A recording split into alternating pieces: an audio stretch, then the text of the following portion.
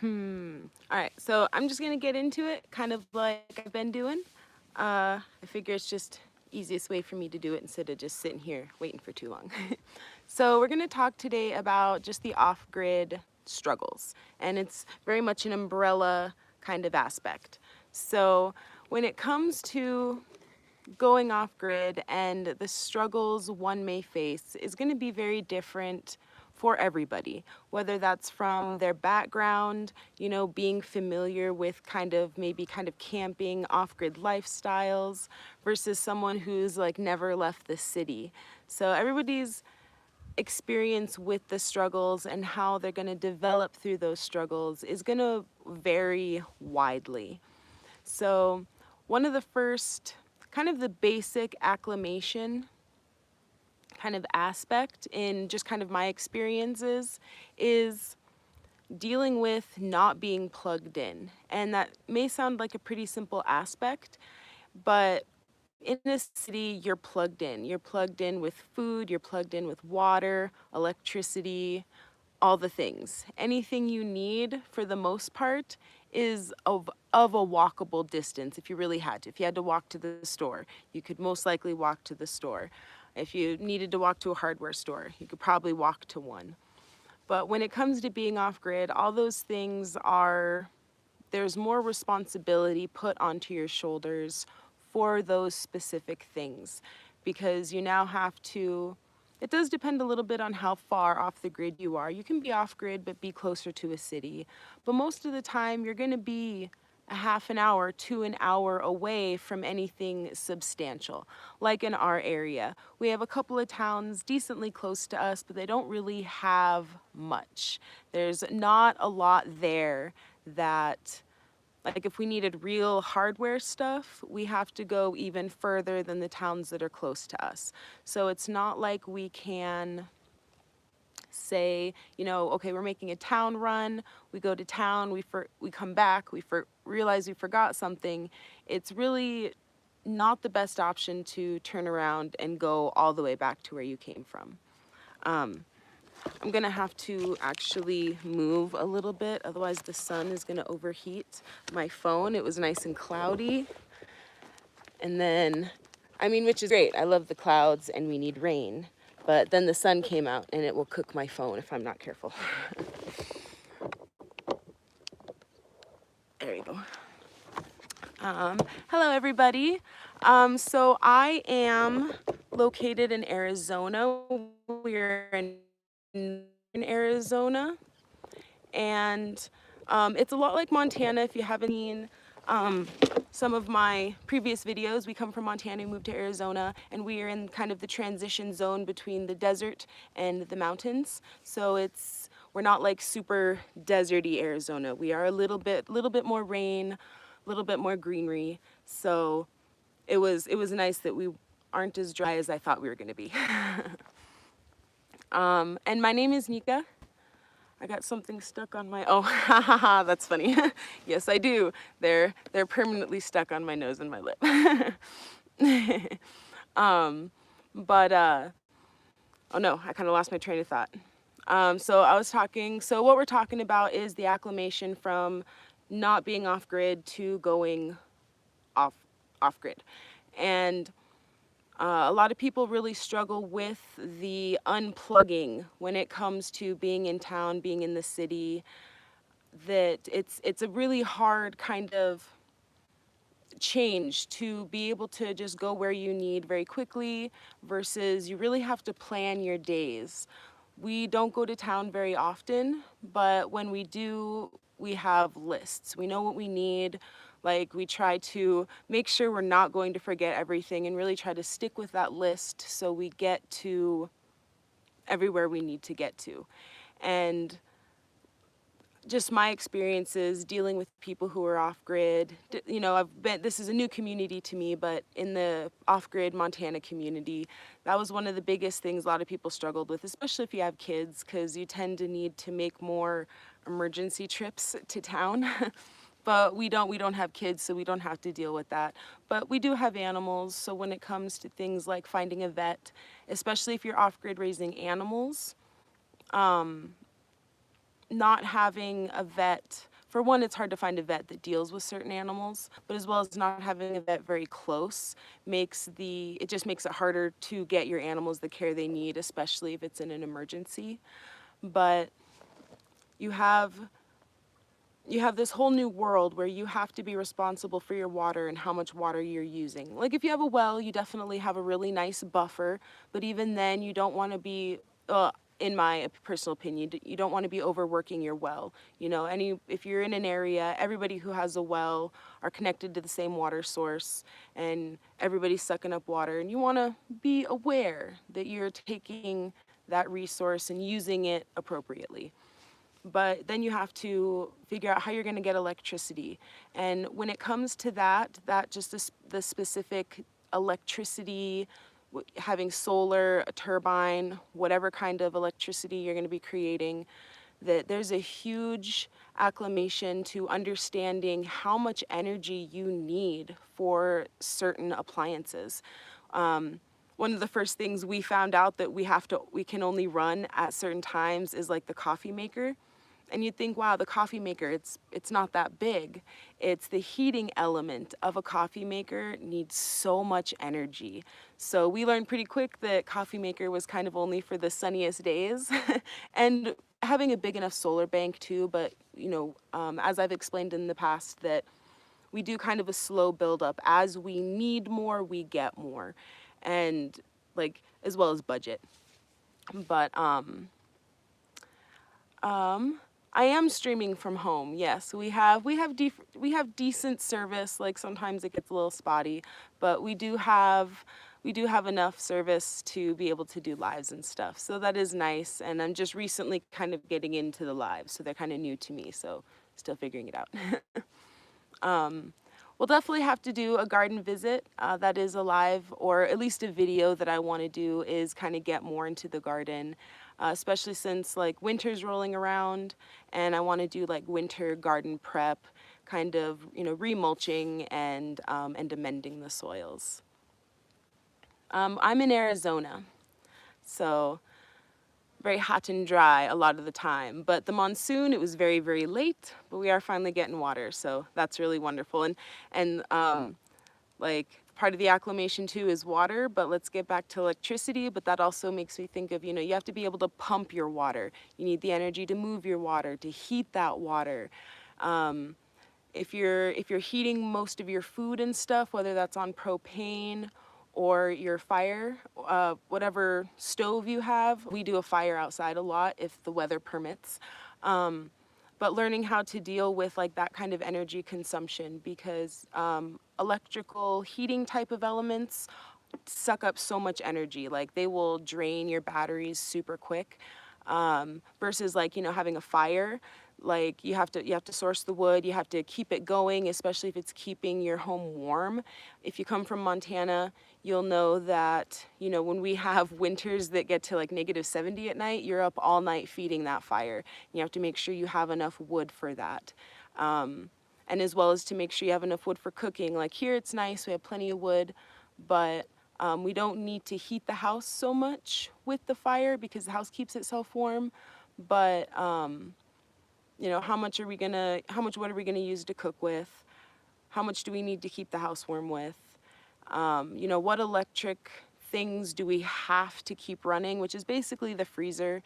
And it's surprising. You'd think they'd take a little bit more energy, but they don't take as much energy as like a heating type of element. So we do pretty good dealing with our freezer. And then, your cell phone, computers.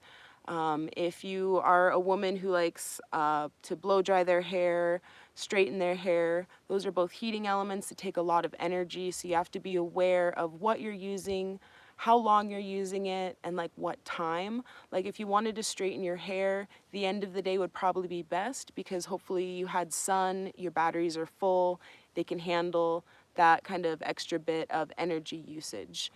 And then running certain tools, keeping your tools charged, making sure your battery bank is big enough to handle tools that need a lot of juice. I got some comments. Hello from Texas. I hope you and Brandon are having a nice weekend. We are. We've gotten some nice rain. It's been cooling off. We've been able to, because like the sun just fries me to death and I have a lot of trouble doing a lot of outside projects. So I've been able to kind of kick butt on some of those. So it's been a good weekend. I'm in Arizona as well. I think we should catch up sometime. I like what you're doing and the way you're thinking. Thank you. I appreciate that very much. We do hope in the future we want to do, like, we definitely want to do like workshops and visits and stuff. So we're hoping in the future, once we get built up, we want to, you know, possibly get like another property for like building workshops, Adobe workshops, and all that great stuff. But we do in the future want to do something visitor wise, but we got to build up first.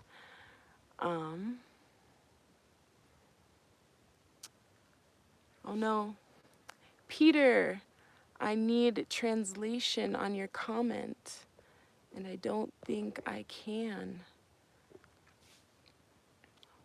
So I appreciate you joining though, Peter, even though I'm not totally sure what you're saying. Thank you for showing up and checking out the live. Springs Bliss, are you Blasian? I am not Blasian. I am very mixed. I am Egyptian and Nigerian and India, people from India, Indian, and then I'm German, Irish, Scottish, Polish, and some other stuff in there. So I'm just very mixed. So I don't even know what I am. I just am. And so we'll get back to like kind of the acclimating, talking about energy usage, your solar. It takes a lot of kind of practice and patience, and also like looking at your appliances and seeing how much energy they take. And like I'm really not very good with all that stuff. That's kind of Brandon's job. But is knowing, how much does this need to stay running? Is this an appliance that I can turn on, like the freezer? You can turn on the freezer, let everything freeze really good, and you could probably unplug it for the night so it's not sucking up the batteries all night. And being able to kind of work with your energy consumption and maybe just kind of give up some things, like we gave up our coffee maker for the percolator and we just do it on the gas stove.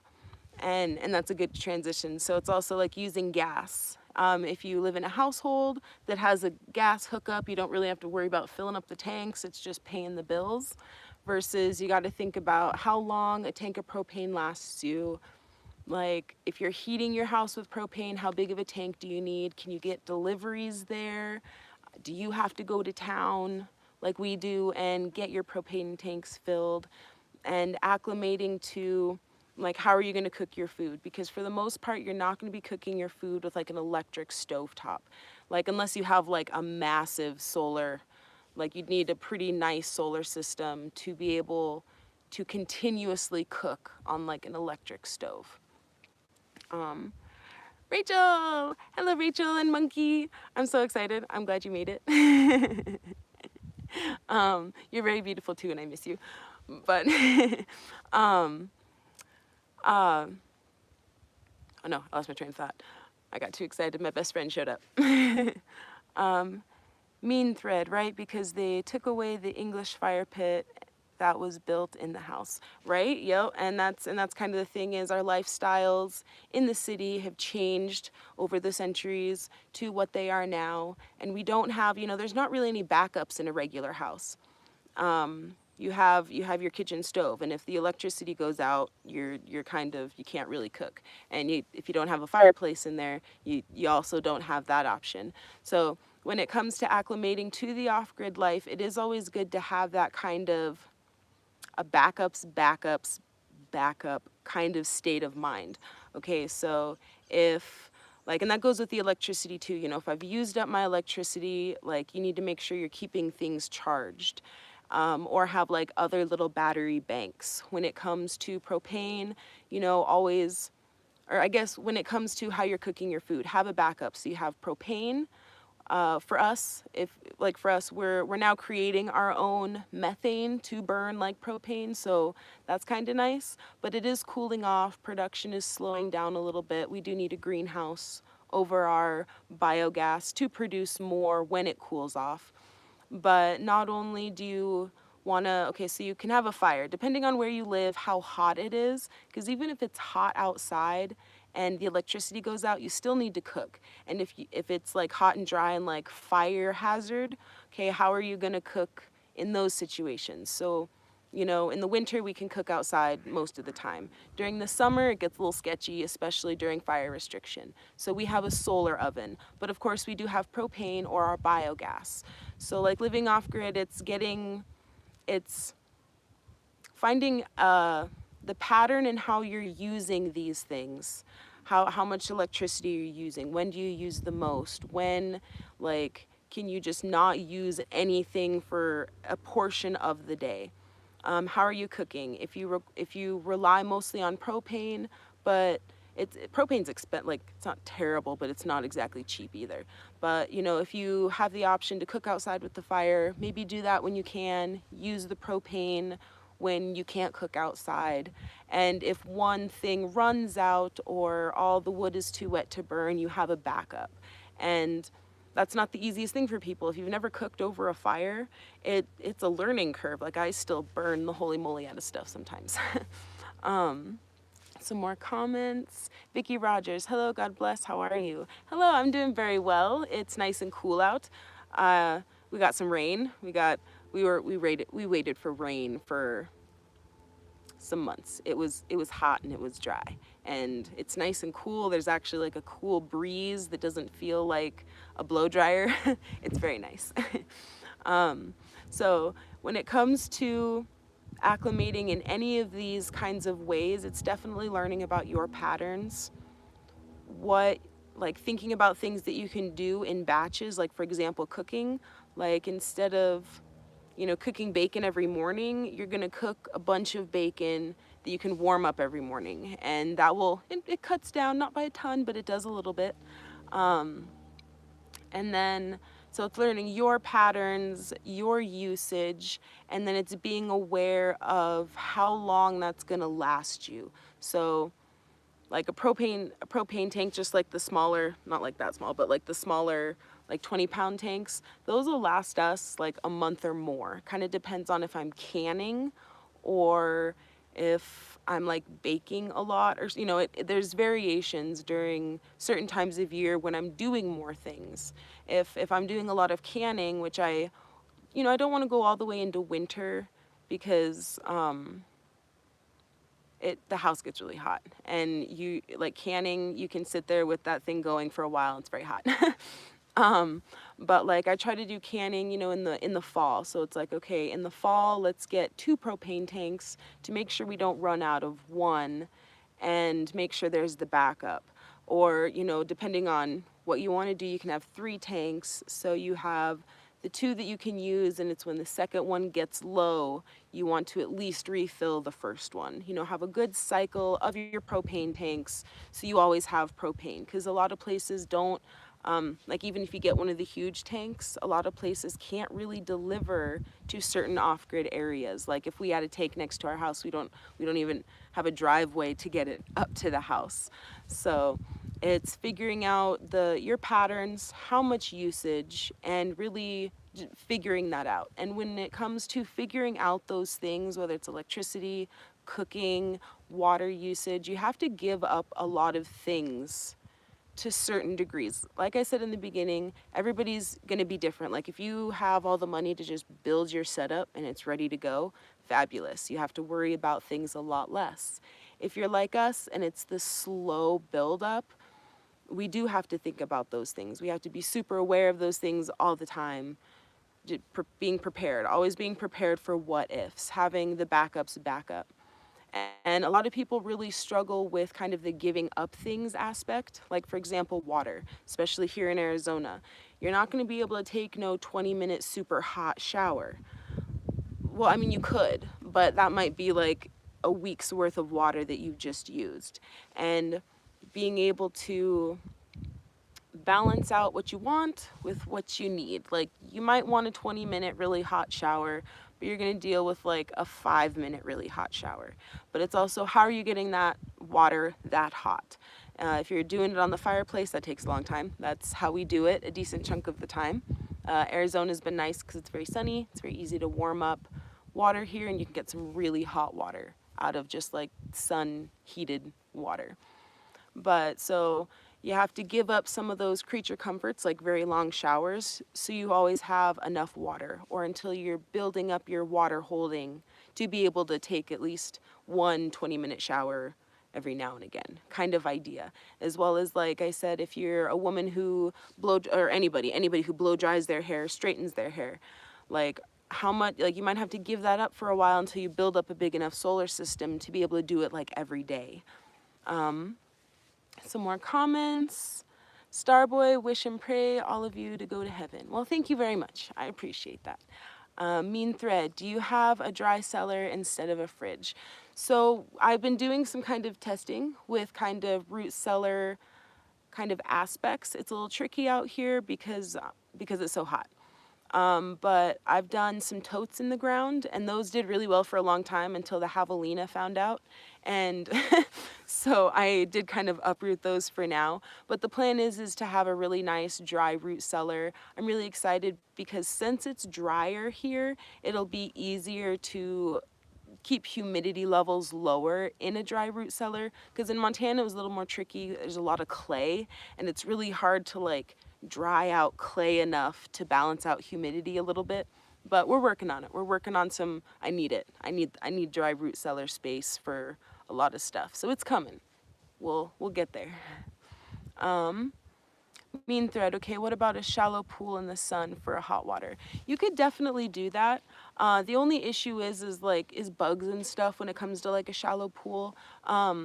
Brandon, I mean, it was a while ago, but he did a video where essentially it was like a plastic tote with a lid on it that we put some holes in and put hoses into and a pump, so that, and it was like a black hose that was like super long. So the pump would pump the water through the hose, and that black hose gets to be like super, super hot. So it heats up the water in the coil and then would dump it back into the tote. So we'd have a tote of hot water. So like using, it's also with the acclimation is, you know, what parts of nature can you utilize to help kind of buffer some of those things. So it's like, you know, firewood, and having a fire will help buffer your like electrical uses for cooking certain things. Just like cooking or heating water in the sun can also help you either burn less wood or use less electricity to heat those things up.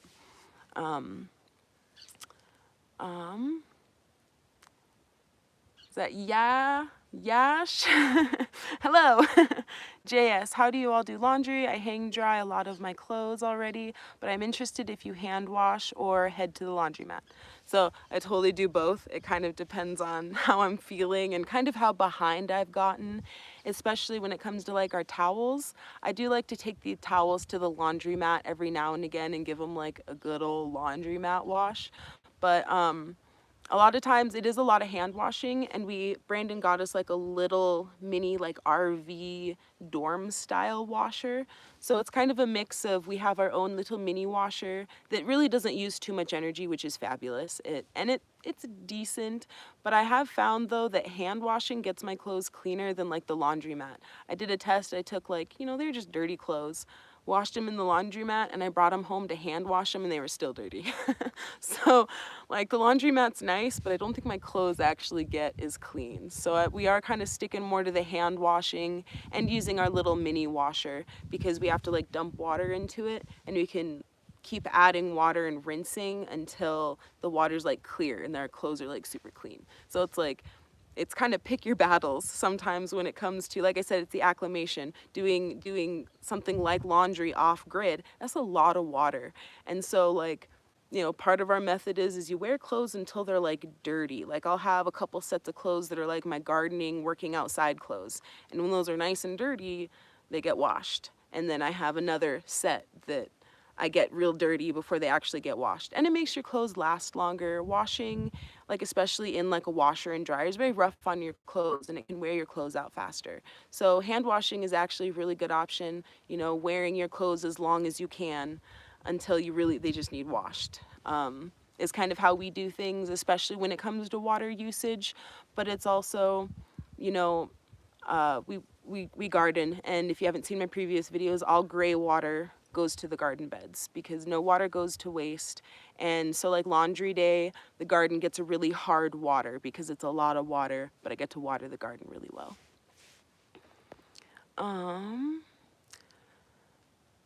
Mean thread, wow, amazing. You have the hose in the sun that leads to the tote and the tote leads to the bath. Yep, that's exactly it. We have lots of different designs for like cool, like hillbilly hot tubs. We just, too many projects, too many projects. Well, it's another thing we'll get to soon. Just joined the live. What's the topic today? So the topic today is acclimating to being off grid. And it's, I kind of say that in an umbrella kind of sense. I had kind of talked about dealing with electricity, because like once you come from like this, not say like the city, but you have a house that's plugged in, you got water, you got gas, you got electricity, you go off grid, and now you are completely responsible for those things. And it's a huge acclimation, especially depending on how much you're willing to give up to accommodate that lifestyle change.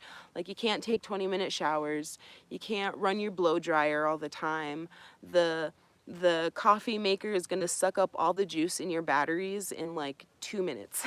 So it's figuring out how to balance, you know, trying to keep some creature comforts, but you also have to give some up until you can build things up enough that they can sustain certain creature comforts.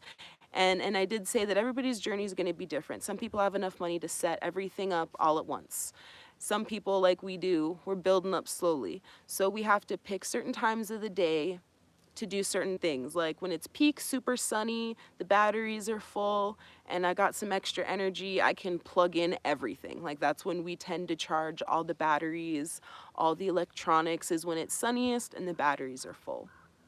And then it's like using water, learning how to, like in a house in the city, you have a tap, you turn it on and you have all the water you could ever need. Like you're paying for it for sure, but you got all the water, like unless the city turns it off. But like when you're off grid, you can't just turn a tap and have all the water. You have to understand how much water you're using. So it's how much you need to drink, how much you need to bathe, how much do you need to cook with. We have a garden, we have animals, so it may not seem like a lot to water, but it actually is like insane amounts of water. And it's learning how to deal with those aspects without it really frustrating you, because it can. Because like Arizona's great, it's pretty sunny like 90% of the time. In Montana, we'd get like a month of clouds. So we have to really watch our solar usage. We're only kind of plugging in and using the necessary things and just dealing with it. Like that's kind of part of kind of going off grid, is you just have to deal with stuff. You either learn or you're gonna have a hard time. And everybody's learning curve is going to be different. Some people could live camping forever. Some people can't do that. They don't, we're all built differently. And depending on how we're built is going to be how we're going to handle going off grid and dealing with having to give up things, not being as comfortable, so to say. Because like for us, in the general sense, we kind of gave up everything. We moved into a tent on raw land in Montana and here in Arizona. And we slowly built up. We slowly started being able to bring back those creature comforts. And tent life is fun, but it's not fun for a long time, because here in Arizona, we were in the tent for almost a year. Like, and it wasn't too bad, but I was ready to be done with that tent. Neil, I know you must have answered it a lot, but where are you from? From Arizona. I wonder if I can put that in the video or something. I don't know if I can do that or not, but I should put like some basic info in there or something. But yeah, we're from Arizona, we're up north. So we're not in like the super deserty area. We're up in kind of the mountainous area. So we've got trees and grass and stuff. Still a lot of cactus though. Ross Lynch, actor fan. Do you have a tongue piercing? I did at one point. Like it's still there, but I don't really wear it as much. That one was a little bit of a phase. Baby Bubba, hi, hello. Thank you for joining the live. Child of Yah. I have a mini washer and spin dryer in my washer. I hang dry my clothes. Yep, we also hang dry our clothes. Kind of a trick in the sense because like Arizona's sun will just like eat the color out of your clothes really fast. So I keep having to, I have a couple of different like places to hang clothes so I can always keep them in the shade. Otherwise all our clothes would be bleached white pretty quick. Is that your garden? Some of it's my garden. I can't tell what you guys can see. Yeah, so I got a bunch of amaranth right there, and like that's a patch of more amaranth.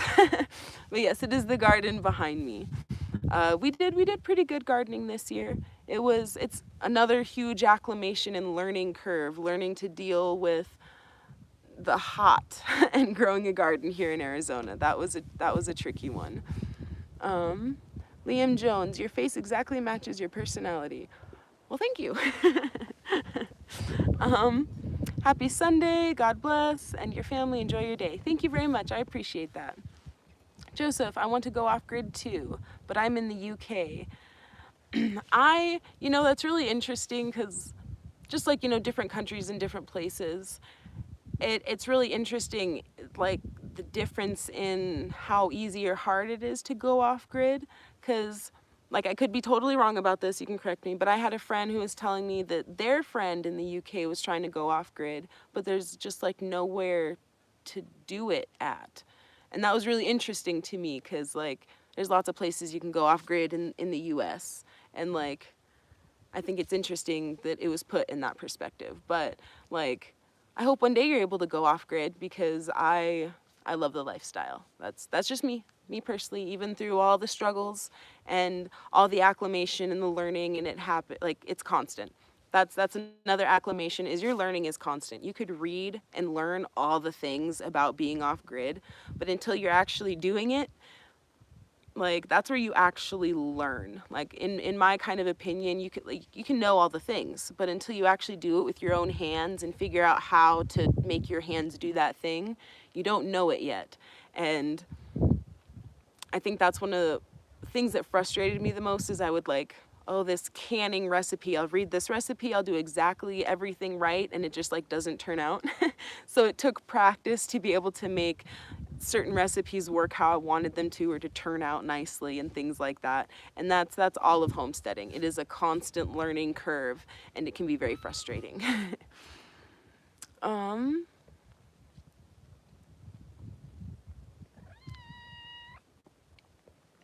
JS, what kind of James, what kind of rainwater catchment systems do you use, and does it rain much in your area? When I lived in Phoenix, we only got rain during the monsoon month. So we are lucky. We are we get a little bit more rain than most of Arizona. And it's kind of interesting too, in Montana, annually we'd get 12 to 14 inches of rain. And in our area of Arizona, we also get 12 to 14 inches of rain annually. In the past couple years we've been here, I think it's like 10 to 12 inches is actually where our area ranges, just since we've been here. So our area is a little bit more on the drier side of things. But so with our rain catchment, we have EPDM pond liner that we have lined some dugout holes with, and then we have some more liner that kind of comes up the hill, so anything that lands on the hill comes down into the basin. We have a few of those. We're still working on the roof, but essentially the roof and the gutter. And then we want to do essentially a roof on the ground, so it's just like a roof on the ground with some gutter that is just more rain catchment space. And then the chicken coop catches a little bit of rainwater, and just like anywhere we can collect some rainwater, we try to collect it. And for kind of the rain patterns here, I guess I'll kind of tie this into the topic. So it's also depending on how you're catching your water or acquiring your water, we do as much rain catchment as we can. It's definitely learning to deal with the weather and understanding that nature doesn't care what you want. It's going to rain when it rains, and you just have to handle in between. For here, it seems like winter, kind of September into January, February, seems to be where we do get a lot of water. Monsoons the last couple of years really have not been the monsoons down south, like, watching videos of the monsoons that are happening south, we do not, or so far, have not quite gotten those insane torrential downpours. We definitely had some pretty nice downpours, but we definitely don't get the crazy, just the monsoon season's worth of rain. We do get rain kind of throughout the year, but definitely more in the winter, which is where we do collect, which is nice because we can collect a lot of water through the winter, and that's gonna last as long as it's gonna last through the hot and dry season. And we do get a little bit of rain intermittently, but we still do have to haul water.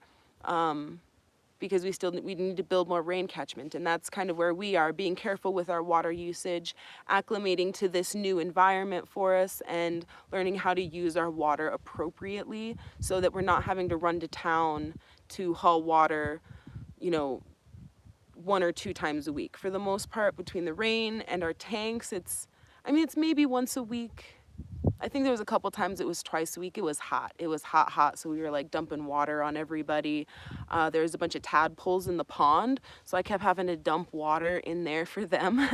So, when it comes to how you acclimate, it's also kind of going with the flow of kind of what life is giving you and how you're going to deal with that. And like I said, it's backups, backup, and we're still working on the backup of water. We still have water catchment to create, as well as like basins to dig, saving up for more cisterns that we can probably like put in the ground so it stays cooler. And it's a process. It's like the same amount of rain in Montana, but because it's so much drier here, it's been a new acclimation for sure. Some more comments.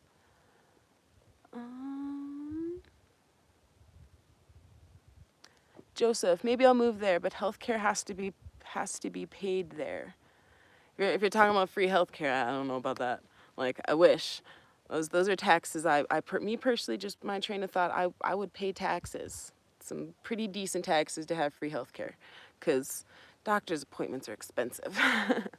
Liam Jones, sorry to labor the point, but what are you aware of how much you look like you Muhammad Ali? I mean, that is a compliment. He was very pretty and somewhat endogenous. I've never seen that word before, my apologies. And I'm tongue-tied to try to sound stuff out. But thank you, I appreciate it. I get told I look like a lot of different things. And that's why I say I don't know what I am. I just am. But I appreciate it.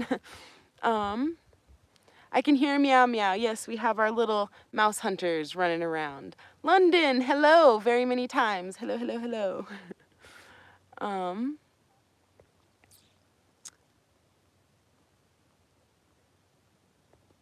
Black Lives Matter. She's musty and pretty. Sure. Thank you. Sort of. Not sure. Joseph, yeah, it's crazy how you have to pay for healthcare. I see, and I'm on that train. At least as expensive as it is, like it's super expensive, and like, just my personal opinion, I would like everybody to be healthy and happy and not have to go through terrible things in the healthcare system, and that'd be nice. That'd be nice. Mean thread. Ha, that was my reaction. I'd never seen that word before. I'm glad I'm not the only one. Hopefully it's a good thing. I'll have to like remember it to look it up. DDC, I think it means someone has the features of like both sexes. I think it was something Mean said. Yeah, see, I don't know, but it's okay either way. But interesting. Okay, that's interesting, and that's okay. I'm yin and yang then. I'm half of both and neutral. I guess that makes me neutral, right?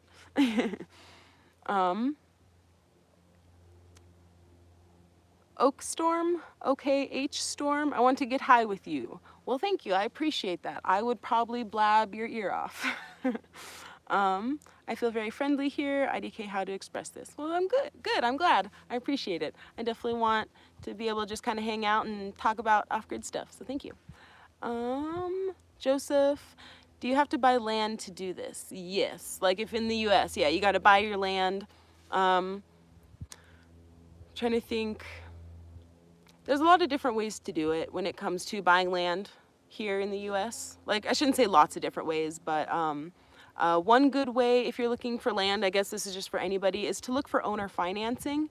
Essentially, you're skipping the bank loan process, and it's almost more like a rent to own.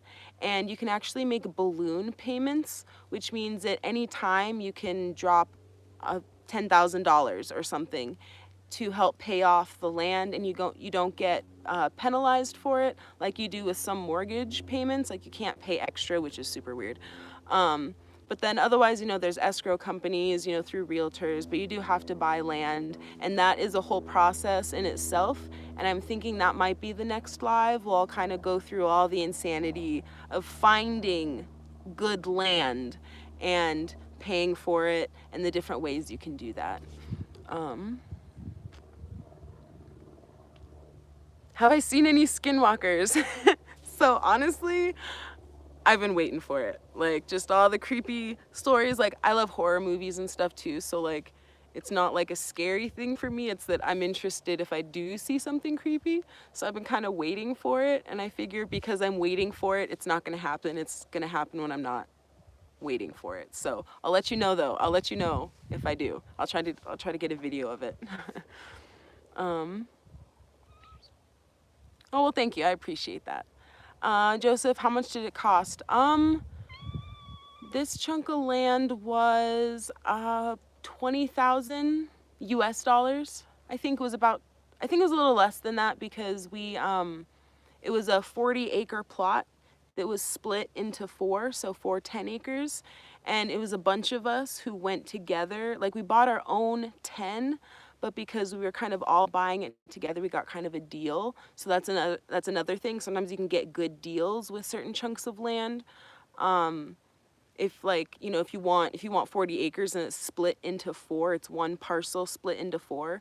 And if you had the funds, you could probably buy all 4 of those parcels at a nice discount and that kind of idea. But ours was about 20K. I know that last year prices went up quite a bit, but I've been kind of hearing and kind of seeing that they're going down a little bit, but like land is spendy. It's pretty spendy unless you're getting crap land. Kind of like, not that our land is crap land, but it's rough. I mean, most of it is rock. So that's kind of something when you're buying land, is sometimes the negative things make it a really good positive, like all the rocks. But that was one reason that this land was on the cheaper side, was because it's all rock. So it's kind of, I can tell you how much my land is, but the one right next to me could be worth a ton more or a ton less. So it's definitely just like researching the area and kind of gauging how much land is there, and just be aware that if it's cheap land, like cheaper than the stuff around it, be aware there may be something wrong. Like whether it's in a flood zone, it's very rocky, it's overridden with snakes or something like that. Mean Thread, I haven't yet remarked on your looks, but you're beautiful. Thank you. I appreciate that very much. US is full of rules, usually when you make homes too, like for walls, heights, and a lot of things, but overall it's for the safety. And that's totally correct. And that's kind of the bummer part of it, is I love that they want to keep us safe. And I do this because like a lot of my experiences is they find as many reasons to make you pay. Like you need the permit, but then you need the guy to come out and do this, which is money. Then you need the guy to come out to do this, which is money. And like it's a lot of fees. And it depends on the place. Like in Montana, we can do whatever we wanted with our zoning. And that's kind of what it is. It depends on the zoning, the particular county rules, the particular state rules, and it is silly. Like to me, I'm like, this is America. You should just let us build stuff. And if we want to have like insurance, then we have to go through the whole process. But if we don't care because we're crazy off-grid people, we should just be able to build our huts and just leave us alone. But I do appreciate the safety aspect. Like I love that they want to keep us safe, but a lot of this, like in my personal opinion, a lot of the system is just kind of corrupt in some sort of way. And that is kind of a thing in our area, is there's a lot of overreach. It's the overreach. it's too much. Like, I get basic safety. You want the house built right, with the right material, with the right foundation, and that should be enough. um,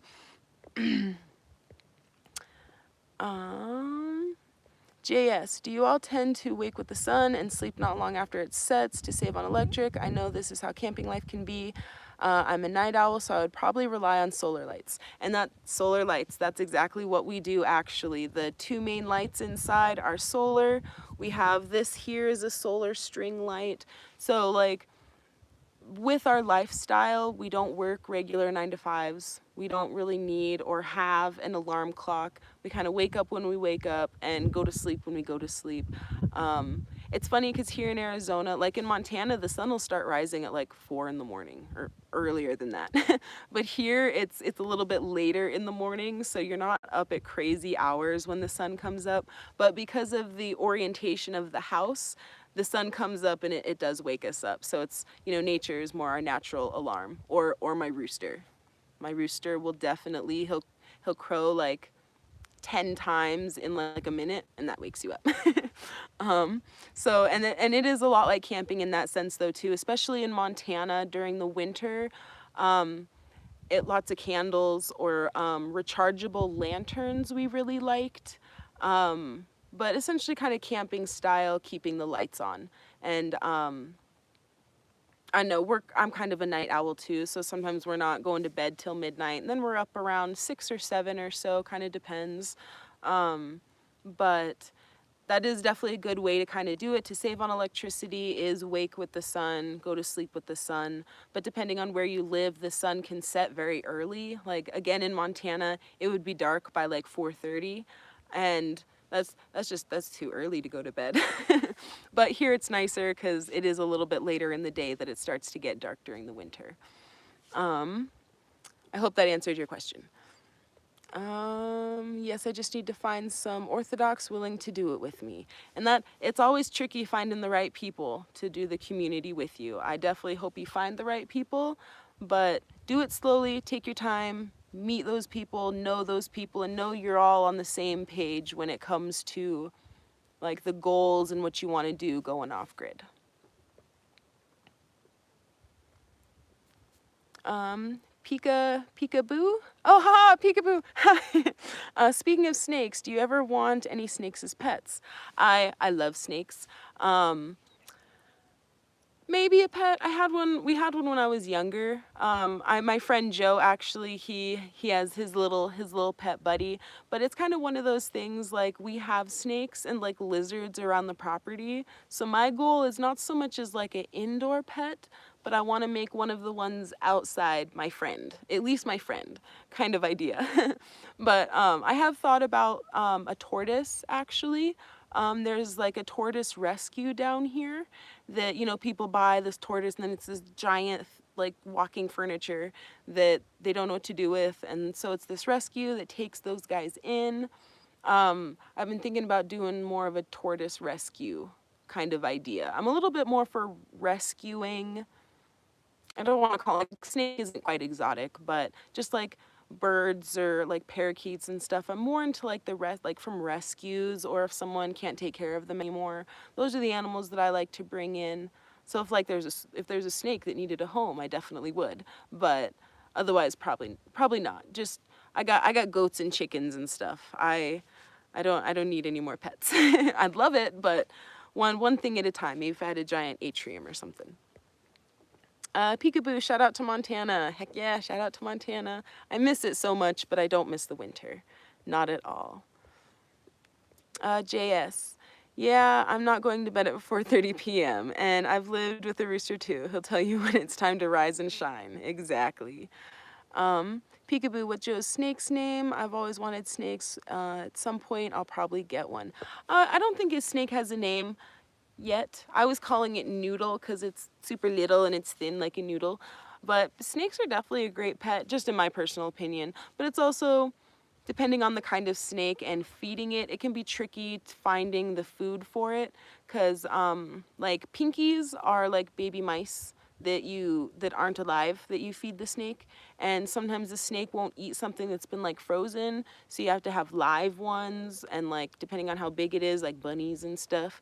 So definitely do lots of snake research before you get one, in the sense of their feeding habits and what they need. And because if it's a smaller snake, you could probably just raise like crickets for it, versus other ones you'd have to raise, like if you wanted to raise them, you'd have to raise like bunnies or something. um Staying off the grid. Look, everyone is a homosexual. I think everybody's crooked in their own way.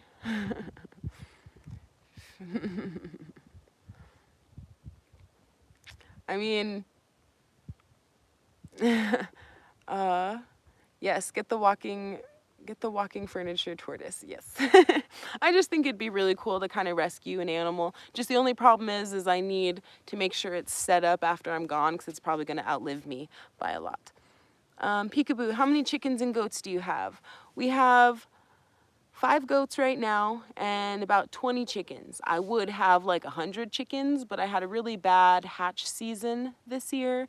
Like I think it was just so dry. Like it wasn't exactly the heat, but it was just so dry, sucking all the moisture out of everything, and it was a bad hatch year. But I'm hoping to up my flock next year, especially because I raise my roosters for food for my dogs, and they're going back to dog food and they're not happy about it. So I'm hoping next year I have a way better hatching season.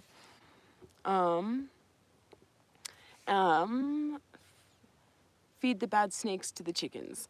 It's funny, there's not really too many bad snakes out here. It's rattlers. Rattlers are the only bad snake out here, and every now and again I come across one, and I kind of have a rule of thumb when it comes to keeping everything safe on the area. It's about 100-foot radius from the house, like 50 to 100-foot radius around the house. If I find an ouchy animal, I deal with it, because I don't want any snakes nesting or denning, or any bad critter denning too close to the house. But the snakes have gotten a couple like little garter snakes, or like little rat snakes, but I don't even have to give them the snakes. They'll go get them themselves.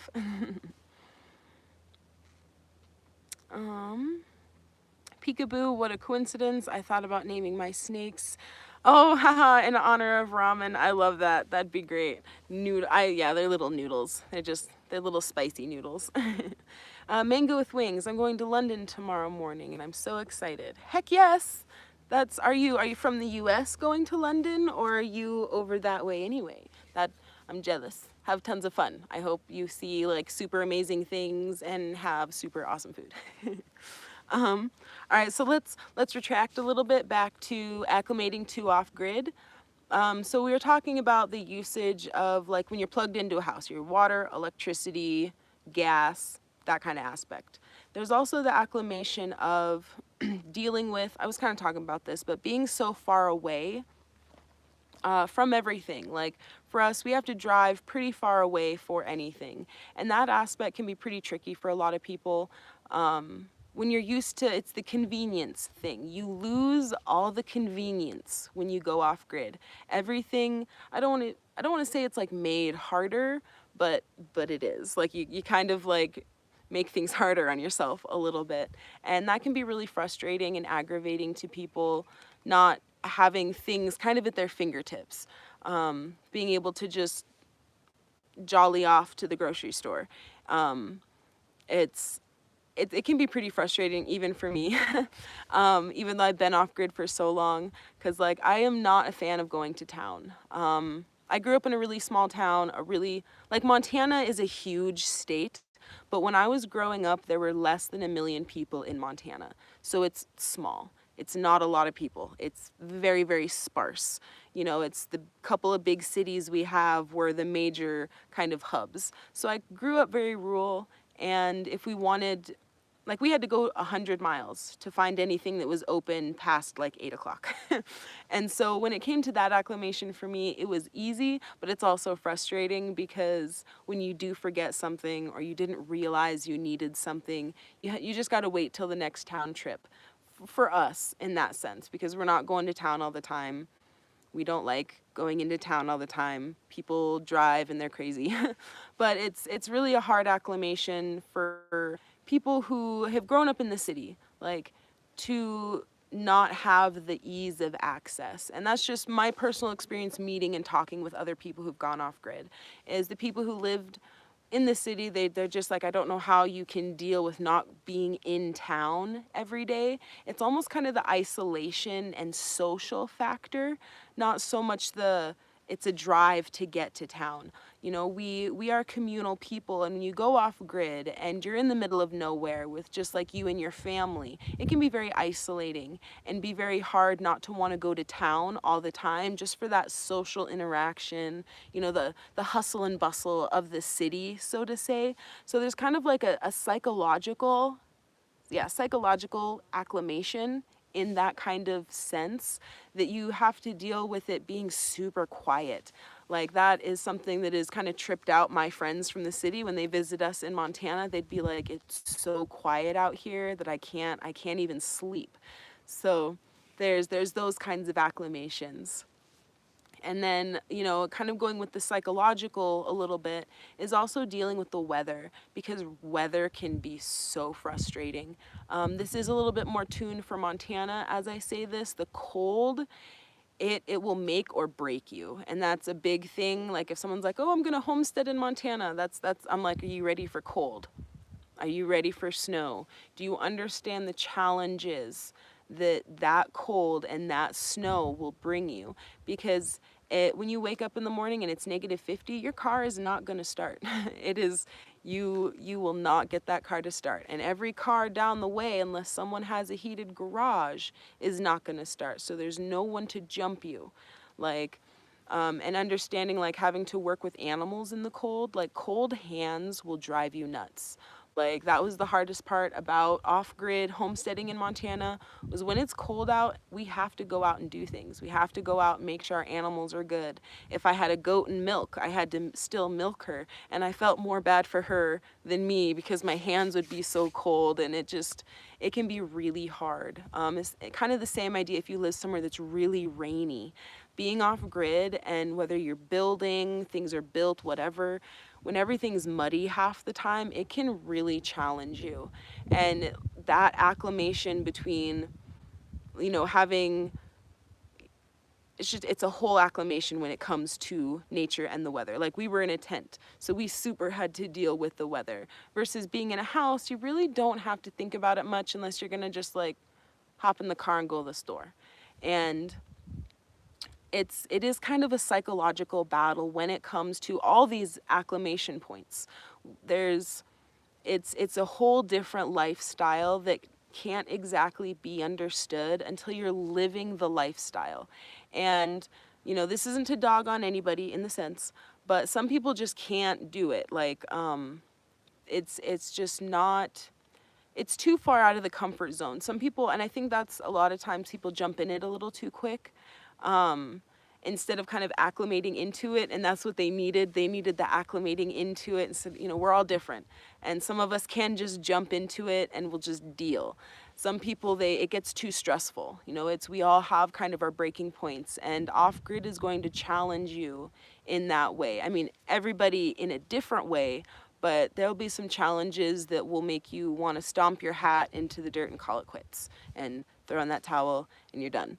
And it's kind of those points where if you come back and you take your hat out of the dirt after you gave up and you brushed it off and you kept going, you're probably going to make it. But if you decide that I'm done, you sell the land, you're done off gridding, it may not be the thing for you. Go back to some comments. I've seen them popping up.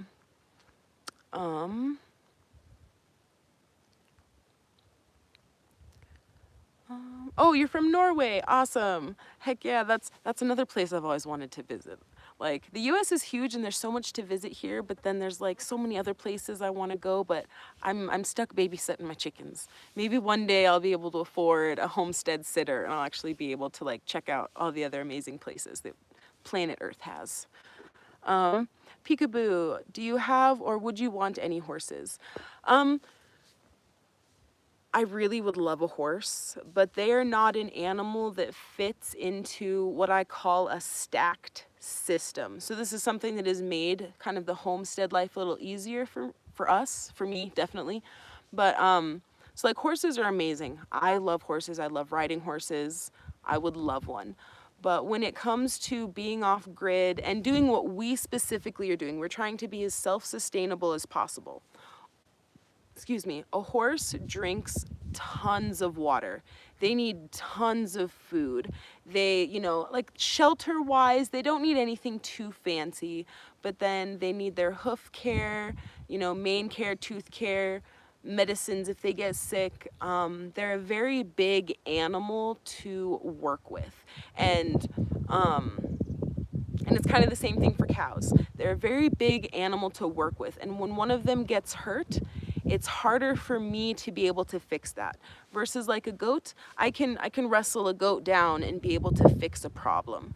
Versus a horse that you need big equipment. If I need to take the horse to a vet, I need a big old horse trailer and a big enough truck to take it to the vet. As well as I need a vet within hopefully a decent range that can deal with horses, because that's kind of another problem that people who transition from kind of city to off-grid, I think I had mentioned this earlier, but they kind of don't understand that like city vets are like dogs and cats and parakeets maybe, and kind of your more basic animals. They're not so much your off-grid horses, cows, goats, chickens, ducks, etc. And it can be really hard to find a vet who you trust, for one. Like I'm very big on trustworthy vets, not dogging anybody, but I've met vets who told me very opposite things to like the functionality in a sense of a chicken. Like I took my chicken to the vet once and it was like a $400 bill for like an hour, and I could not believe that. It was crazy. But she had told me about their digestive tract, and it was not correct at all. And it's very hard to find a vet who will take care of a chicken. But back to the horse thing. And as well as when it comes to the stacked, so the stacked aspect of off-grid is, what is this animal's main purpose? And for the most part, a horse is more of a for fun kind of deal, because we don't really plow fields anymore. We don't pull carts anymore. If the world came to the point where I'm like, I'm gonna need a horse-drawn cart, I'd probably do a goat-drawn cart myself. But that would be more of a reason to get a horse, is if they have a job to do. And horses, they don't stack. A horse has kind of, what's the reason to have a horse? Because I want one. And that would be my reason, is just because I want one. And I can't really stack anything above it because we don't have a cart for it to pull. We don't have field for it to plow. And just like kind of the uses to have that can offset the cost and the necessities that you need to raise the horse, if that makes sense. The animal we bring onto the homestead, everything that it takes to love and care and raise that animal, its work has to offset all of the work we're doing, kind of aspect. Getting a little breezy. So, and that can be a hard thing to decide, because like having a horse off grid, I would love to just ride my horse all over the place. But that horse, just being able to have fun and enjoy a horse doesn't offset the price and the cost of having a horse. And it's kind of the same for a cow. They're humongous. I wouldn't be able to fit all that meat into my fridge either. But that's why we have goats. They're a small work animal. Like they can pull a cart. They can do those kind of small workhorsey kind of things in that sense. But there are lawnmowers, there are fertilizers, there are tree trimmers, as well as they feed us and milk and such like that. And so goats stack. They're grazers, so there are gardeners. There are tree pruners. They add fertilizer.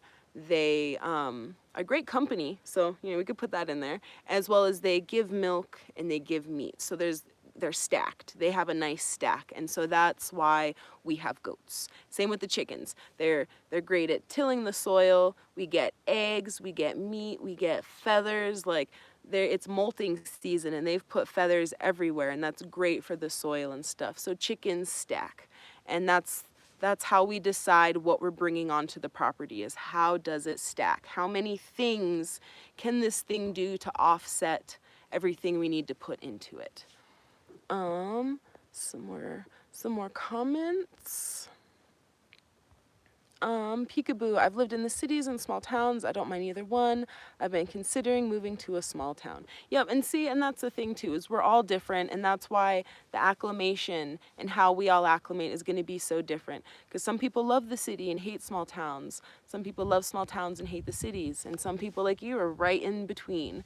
And that's where everybody's acclimation is definitely a lot different. And I'm definitely, myself, I like small town out in the middle of nowhere. And that's because I grew up that way. Nerdy Treasure, I went to the Apple store for a phone replacement and it felt like I was at a rave. So many people and lights. That's definitely how I feel going into the big city as well. JS, I've lived more urban most of my life, but go camping any chance I get. I'm working toward a more rural, off-grid lifestyle due to my mental health. My soul leans more towards nature now than ever. I dig that. And that's kind of the same thing with Brandon. He lived in a big city, but his soul called him to more of a natural setting. And I'll definitely say for mental health, living off-grid, it's a two-way street, because in a lot of ways, it's so helpful. It is wonderfully helpful. But then at other times, it'll test you. It'll test you good. But I think that's where some of that growth happens, though, too. You're tested in a whole different way. Flies are awful. But, you know, when it comes to dealing with your mental health, is you have something so different to focus on, and off-grid, kind of the homesteading life, especially for us anyway, is all about the growth and the building and the life and nature, and it's definitely really good for the soul. And I definitely hope you were able to achieve that, because I want everybody to go off-grid. I don't think there should be cities, or such big cities. Peekaboo, speaking of hats, if I had horses, I'd get a giant cowboy hat and ride my horses to the old town road and beyond. See, I grew up that way. That was how I grew up, is you'd see horses on Main Street all the time. It's a lot of fun. Do it. Oh, thank you, Nerdy Treasure. I super appreciate that very much. The homestead kitties are very good. They were sitting under my chair for a while. Oh, there is one, maybe. Don't you running off?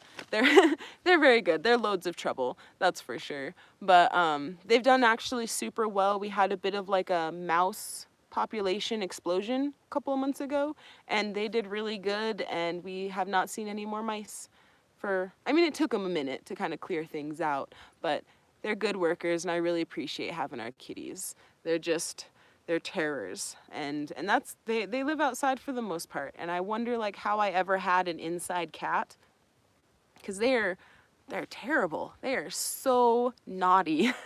and then it being off grid, and they're even naughtier. But the kitties are sure great. They're kind of my emotional support when I'm having a bad day. That's for sure. Peekaboo, remember Scary Movie 3 when the lady cop hat grew bigger? I'd get a cowboy hat like that if I had horses. That would be the ultimate cowboy hat. Yup. Ernie's Cabin, I have electric, so I'm pretty off-grid, which makes the lifestyle a little easier. Yes, it does. And that's kind of the benefit, too, depending on where you're at, is you don't have to be all the way off-grid. You can find a nice place right in the middle that suits your needs, which does make acclimation and dealing with off-grid a lot easier. Like I don't want to say do it, because if you ever lost that energy, you don't have a backup. Because like I said, you want a backup for things. But if you were off grid and you were able to connect to electricity, do it. I recommend doing it. But also on the side, building up that solar panels, like the whole solar setup. So just in case, if the town goes down, you're still good because you got your solar. But there is a middle ground that you can find. And at the same time, you can be off grid and not homesteading, but you can also homestead and not be off grid. I know plenty of homesteads that are hooked up to electricity and sewer. It might be a little different, but it doesn't have to be both. It can be one or the other.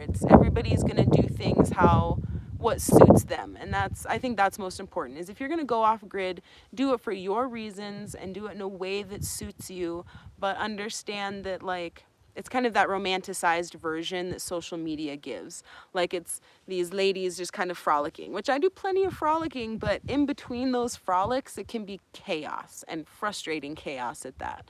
So it's like, I want everybody to at least kind of, like I said, I want everybody to be off grid. I think everybody should at least taste the off grid life. Like, go camp for like a month with like as little as possible.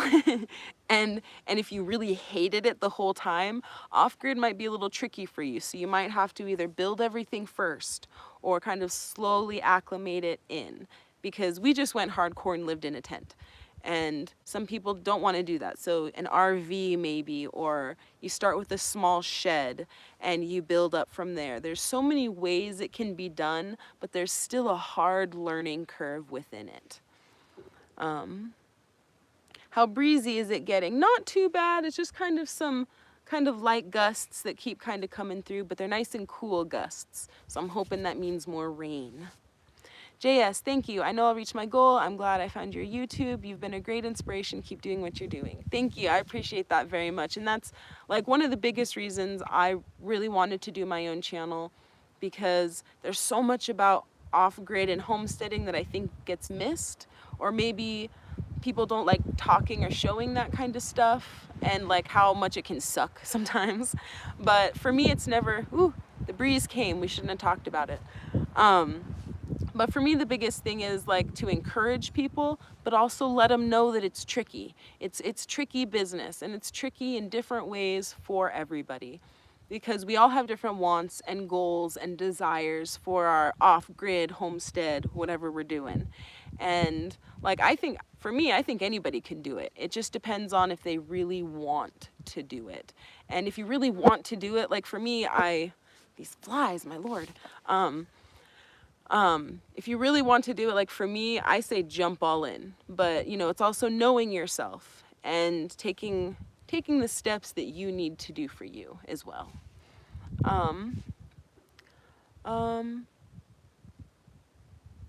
Not sure how to say your name. I want to say Moana, but I think that's just because of the movie. But are you Native American? I have like a little tiny bit somewhere in there on my grandma's side, but otherwise not really, no. I'm Egyptian, Nigerian, Irish, Scottish, Polish, some other stuff, Indian, so I'm just like a mix. I don't know what I am. Peekaboo, cats are hilarious. I love cats and dogs. No, same. They're hilarious. That's the only reason I deal with them, is because they're wonderful, lovey, purry kitties who are also great entertainment. So their pain in the butt is nicely offset with all the goodness they bring. What are your cats' names? We have Prinzessin, which is princess in German. We have Bleen, and she's like a black cat, and Bleen is the black queen, but it's Bleen. And then we have Mitz, Thing 1 and Thing 2. We're still trying to pick real names for them yet, just nothing has fit them yet. And then we have DK, and she's our tortoise kitty. And DK is desert kitty. So we like to kind of mush and smash things together for names. Ernie's cabin. I'm in Canada, so the solar needs a backup in the winter. Yep. Canada, in a sense, is a lot like Montana. It's the winter that really, electricity-wise, you either have to have solar backup, have lots of solar, or just like be careful with the solar usage, because that's where we always had kind of some trouble. The first some years of off-grid is dealing with the electricity in the winter, because the days are so short, it's cold, so the batteries aren't going to charge as well, and then half the time it's cloudy anyway, or more than half the time. I'm Heinz 57, exactly, yes. Zai FN, I have so many tests this week. I am in year 6. Oh, what are you studying? I can't imagine the tests. I do not miss school. I miss the learning, but I don't miss school. Peekaboo, that's a lot of mixture. Which parents is which? So my mom was white and my dad was black. So from my dad's side, like Nigerian, Egyptian, and Indian, and then my mom's side. And I think there was some like white family in my black side too, like just mixed all over the place on both sides. But the white side, a lot of Irish, German, Polish, Scottish. German, Irish, Polish, Scottish. I think there was another one my grandma would say, but I don't remember. It was a long time ago. But yes, very, very mixed kid. Thing one and thing two, cool names. They are cool names, so if we don't figure out something else, they work well enough. Candyman, we use earth magnets. It's 1,000 times better than solar, and you get all-day power. We've wanted to do something like that. We just haven't quite gotten there yet. Brandon made like kind of a DIY setup one a while ago, but we'll have to check those out some more because we like to build and try new things, and energy all the time sounds fabulous. Chronicles of Juliet Better. Greetings from, do I say that, Lagos? Lagos? Hello, it's wonderful. Thank you for joining my live. And it's super awesome that there's people from all over. Thank you all for joining. JS, did you ever get scared at night living off grid, or are you guys used to it now? We're definitely used to it now, and not, I watched too many scary stories as a kid, so sometimes I just creep myself out. But there were like maybe 2 scenarios where I was a little freaked out just because like what is outside the tent? And it was mostly just because we were in a tent that made it kind of creepy, I guess. But the one time it was a rabbit and the other time it was a deer. So I was kind of freaked out for nothing. But like there is kind of a sense of like being kind of scared at night sometimes just because it is so empty and not like empty, but like there's nobody, there's no sounds, and like it can be so dark. Like that's the crazy thing. The night, when there's a night where there's like no moon, no stars, and it's pitch black, you can barely see your hand in front of you. That has a type of eerie feeling to it sometimes. But we're pretty used to all of that now, and the quiet. It makes it really hard to stay at someone's house in town because it's so loud. Like even just like a house itself is so loud. I can hear the electricity, I can hear the heater and the fridge and whatever other appliances are running. Like there's so much noise in a house that's just the house. That's not including the traffic and the horns and all the other stuff.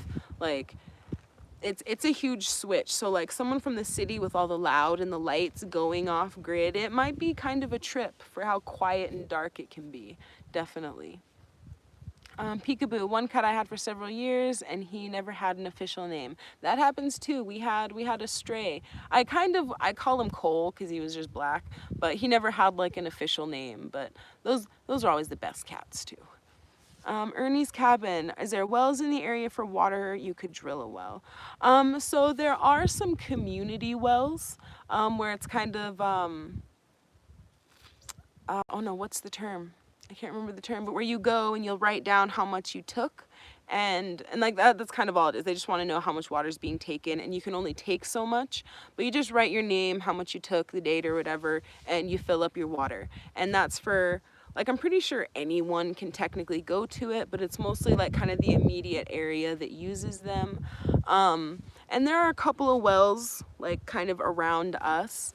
The thing with drilling a well, like we would love a well, but in kind of the prepper mentality kind of sense is what happens if that well goes dry, or if our pump breaks and we can't get new parts. If the water table dips so low in that kind of sense, that we really want to focus on rain catchment. But in the future, if we get the funds, we would also love to drill a well, but wells can be between like 30 and 100,000. So that's definitely a future prospect. So for now, we are just focusing with rainwater catchment and maybe one day a well, but the well isn't exactly a goal, so to say.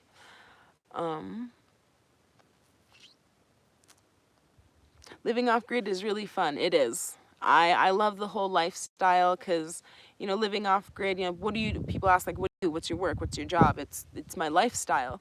You know, we raise animals for meat, for eggs, we sell certain things, we do odd jobs. But, you know, it's kind of the most freeing way to live, in my opinion, you know, like, and it kind of crosses with, you know, van life, beach life, hippie life, I guess, but being able to kind of do what you want and building something that you want, and being able to grow your own food, raise your own meat, it's very fun, it's very fulfilling, but you have to push through a lot to kind of get to that point, because sometimes in the in the beginning few years I'd be like, why am I doing this? This is not fun. This is not what I want. And once you push through those things, you get to a point and you just love it, and you're like, yeah, this is the life. And it's nice to be at that point for the most part. Sometimes I backslide a little and just want to be done with everybody, but I push through that. JS, there's nothing more beautiful than sleeping under the stars and getting away from all the city's light pollution and noise. I can imagine. Like, it's been almost 10 years since we've lived in the city, but I still love it. Like, sometimes, like, we have like a house now and I don't have to sleep outside, but I do sometimes anyway, because it's outside, it's in nature, the fresh air, the delicious breeze, and I think everybody needs to make sure they go out and enjoy nature at least like once or twice a month. Like, I think it's good for people. Even if you don't like nature, go out and deal with it for a minute. It's good for you. Peekaboo, I like the idea of traveling a lot. My goal is, and always been, to travel the world. So that's partly why I haven't ever had my own house. That's awesome. Heck yeah. And we're all different too. Some of us are travel bugs. Some of us just want to be a tree and root and build what we're building. And that's the cool part about life, is we can all create our own adventure, even if our adventure is in one place. Ernie's Cabin, when was the last time you went to McDonald's? So it's actually really funny. The last time we went to McDonald's was actually when we moved from Montana to Arizona. On the way down, we went to McDonald's, and that was the last time I had McDonald's. But it sucks in a way, because McDonald's, I secretly love McDonald's. Like, I know it's terrible and it's so bad for you, but like a Big Mac and putting all my fries on a Big Mac is like my favorite junk food of all time. So I still crave McDonald's. That's how you know how bad McDonald's is for you, is that after 2 years of not even smelling McDonald's, I still crave McDonald's. And that's another thing, if you go off grid, if you like your sushis and your junk food, and you don't get to eat it as much, if really at all, depending. And I miss me some McDonald's. But the thing is I'm scared now, because if 2 years after not eating McDonald's, I'm gonna eat it and then regret it. That how delicious it was probably won't be enough to cover my regret. But I miss some McDonald's. Oh, Five Guys, I love Five Guys. Burgers too, yeah. That's another one I miss. I think the only junk food I guess I've had was, we went to Subway once, like a year ago, and then not too long ago, Brandon brought home a Domino's pizza. And I can't think of any other junk food like that, like kind of fast food junk food that we've eaten. Oh no, we had Popeyes, because I'd never eaten at Popeyes. We had Popeyes, not this past Valentine's Day, but the Valentine's Day before. So just a couple of times, any junk food, but I do miss the junk food. I miss it. Do you guys watch Game of Thrones and prequels? We've seen all the Game of Thrones, but no prequels. There's prequels? We're off grid, so we're super out of the loop at half the stuff. We either have to like stream it. You can't really rent very many movies unless it's like on YouTube or something. But for like a lot of movies and stuff, it's just stuff that we've downloaded or YouTube.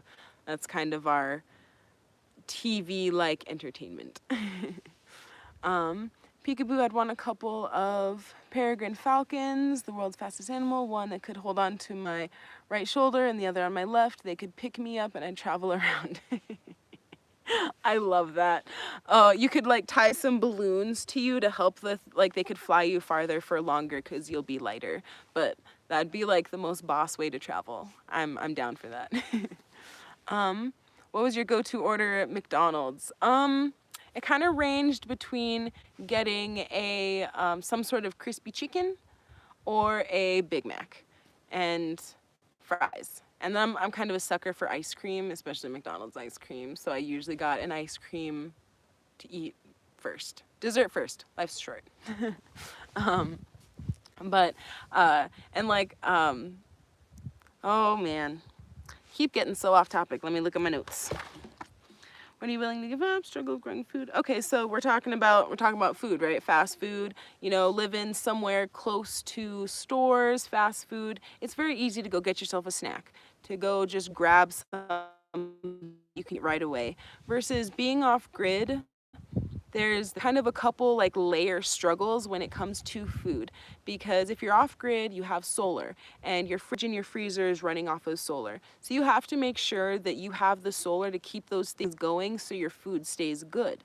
But there's also the issue of travel from your home to town and back.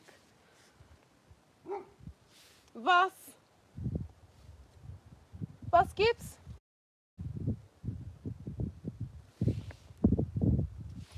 Sorry, barking at something. Make sure it's not a cow trying to trample through the garden. But you have to make sure that when you're going to and from town, that by the time you get back from town, that like all your food hasn't like thawed out or melted. Like that's one of the biggest bummers about being off grid, is it's so hard to get ice cream from the store back home and it still be frozen. So in Montana, it was only winter time I could actually have ice cream, because it was the only time I could put it somewhere cold enough it wouldn't thaw by the time I got back home. And so, you know, it's making like we bring a cooler a lot of the time so we can have a little ice, put all the cold food in there so we don't have to worry about anything spoiling on our way home. Like especially Arizona, it's so hot. Your meat could spoil in like 2 seconds on your drive back home.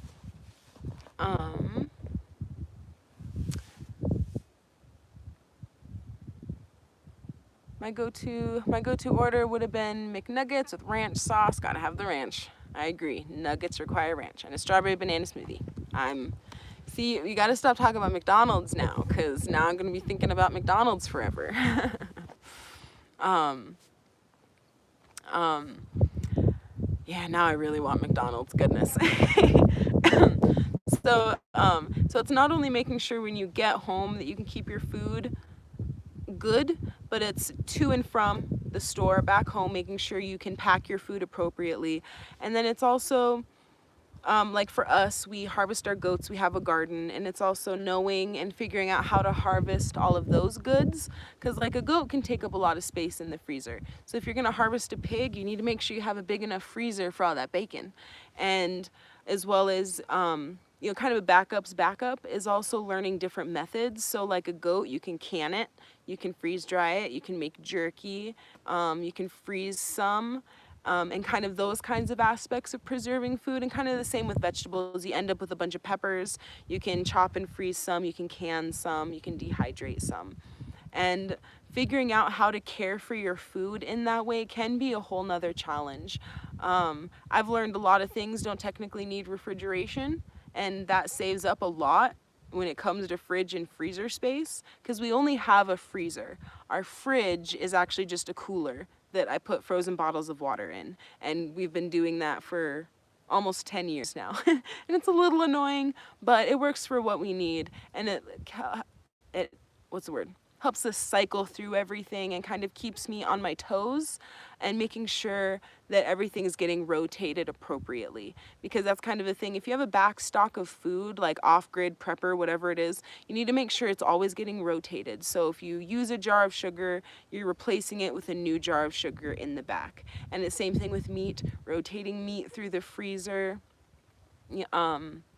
just rotating everything. And it's a lot like house living. Like you got to do that if you live in a regular house too, but you got to be a little more careful about it off grid, because you can't let that freezer go out for more than a day or two. Otherwise everything's thawed, and then you have to find a different way to process and package all of that.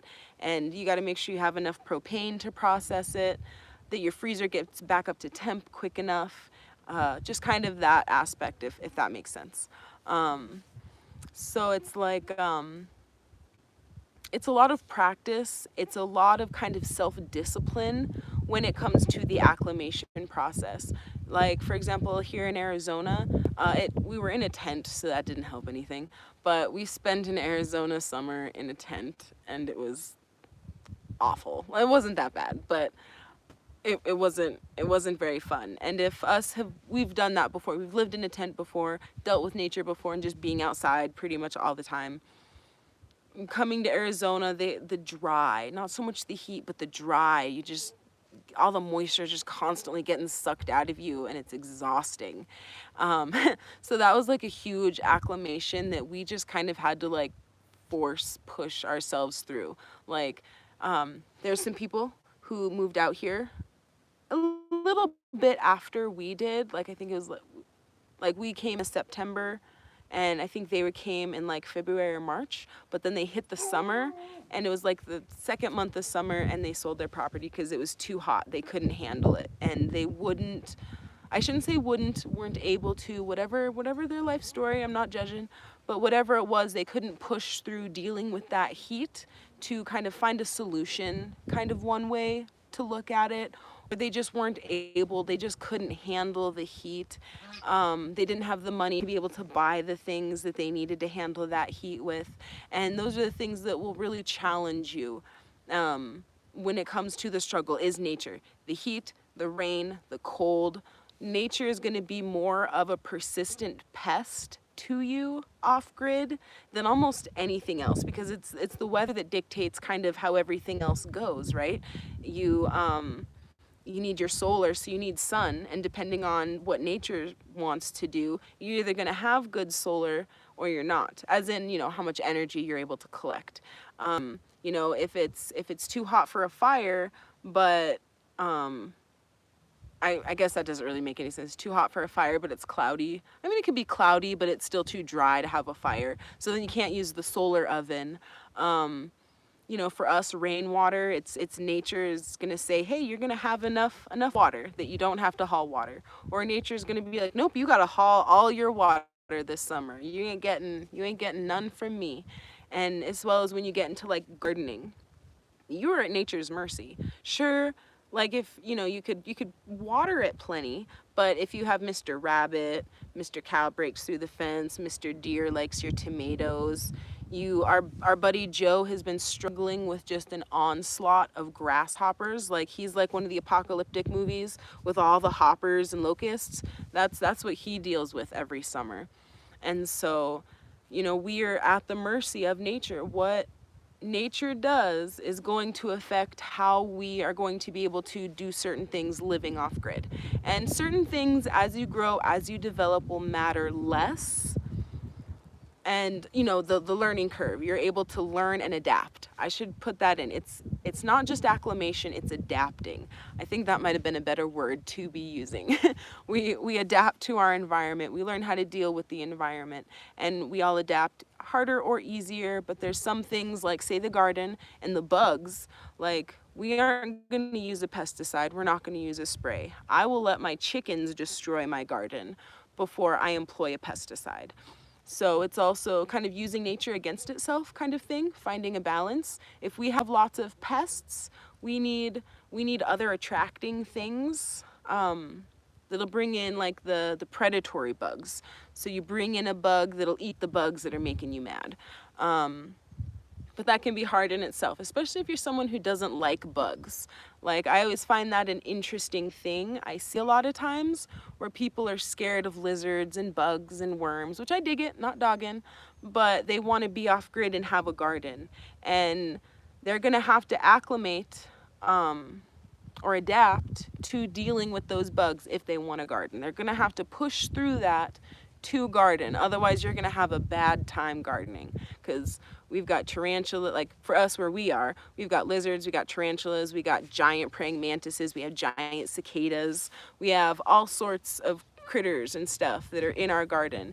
And if I had a lot of problems with bugs and stuff like that, I'd have a hard time gardening. Gardening would not be something that I would enjoy if that was the case for me. Peekaboo. One fine day with Wolf and Purr Baby was born, caused a little stir. You've seen every episode of I don't know if I've seen every episode of Cat Dog, but I was raised with Cat Dog. This is actually like a 13, 14-year-old shirt. It's one of my favorites that I've been trying to take as good a care of as I can so I can be like 90 years old and wear my Cat Dog shirt. Max THC, Mr. Deer can meet Mr. 308. Deer burger, I dig it. Well, if it's at night, that's the tricky thing. Everybody wants to come eat the garden in the middle of the night. And sometimes the dogs bark and sometimes they don't. So I agree, but they're sneaky. I prefer the cold over the heat, so Canada is perfect. Love the winter more than the summer. I dig that. I definitely love the winter, but trying to do what we wanted to do, it made winter frustrating. But like I said, like we all have our own wants, likes, desires for whatever we're doing. Because like I do appreciate the cold more than the heat. Like I definitely struggle more in the heat than I do the cold, but that's partially my adapting. I grew up in a state that's really frigid most of the time, like a third to a half of the time, to somewhere that's actually just like super hot half the time and there's no such thing as winter. Comparatively, Arizona doesn't have a winter coming from Montana. So like part of me not being able to deal with the heat is just from where I'm from.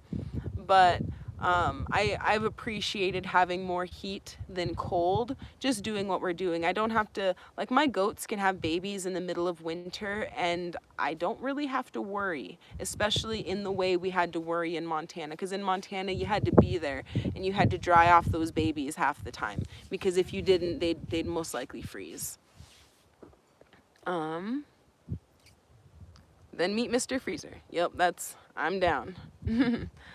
Michelle Savoy, are you a hippie? I do not call myself a hippie. That is definitely what I'm perceived as.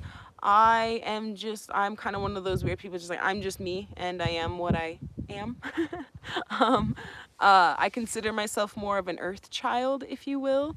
I like nature. I like being with the earth and trying to take care of it, which it definitely sounds very hippie-ish, but what is the term is I don't identify that way.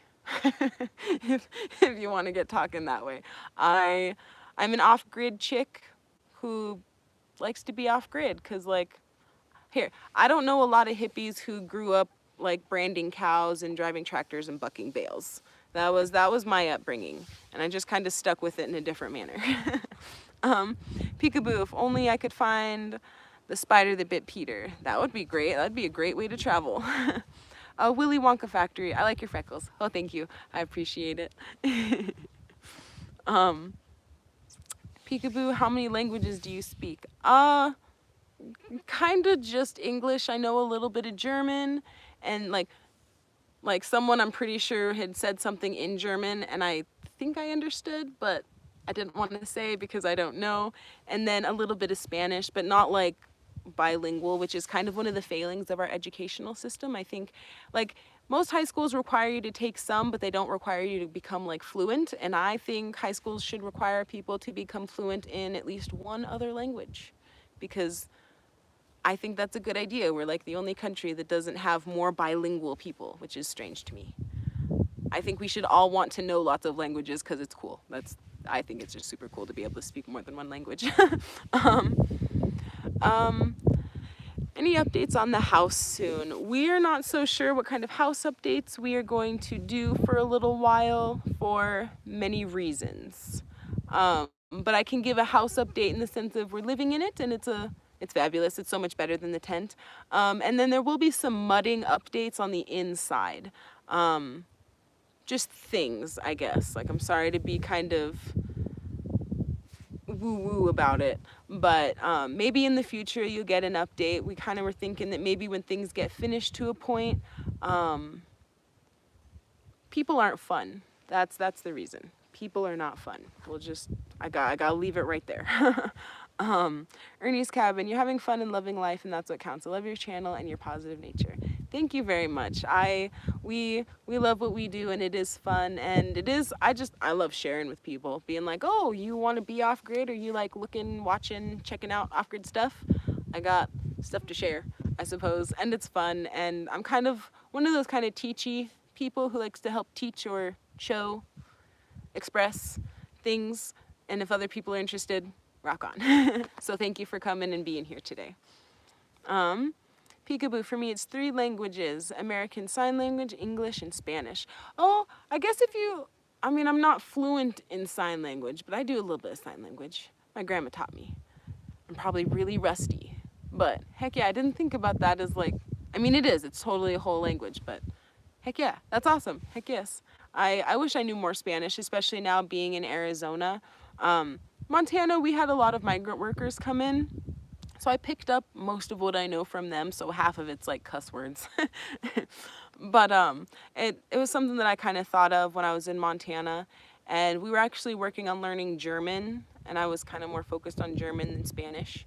But yeah, it's German and Spanish are the 2 that I want to know the most, especially like I said, now that I'm in Arizona. There's a lot of Spanish speakers down here, so that's something that I really want to get at least be able to pigeon. Like, I don't have to be fluent, but at least pigeon.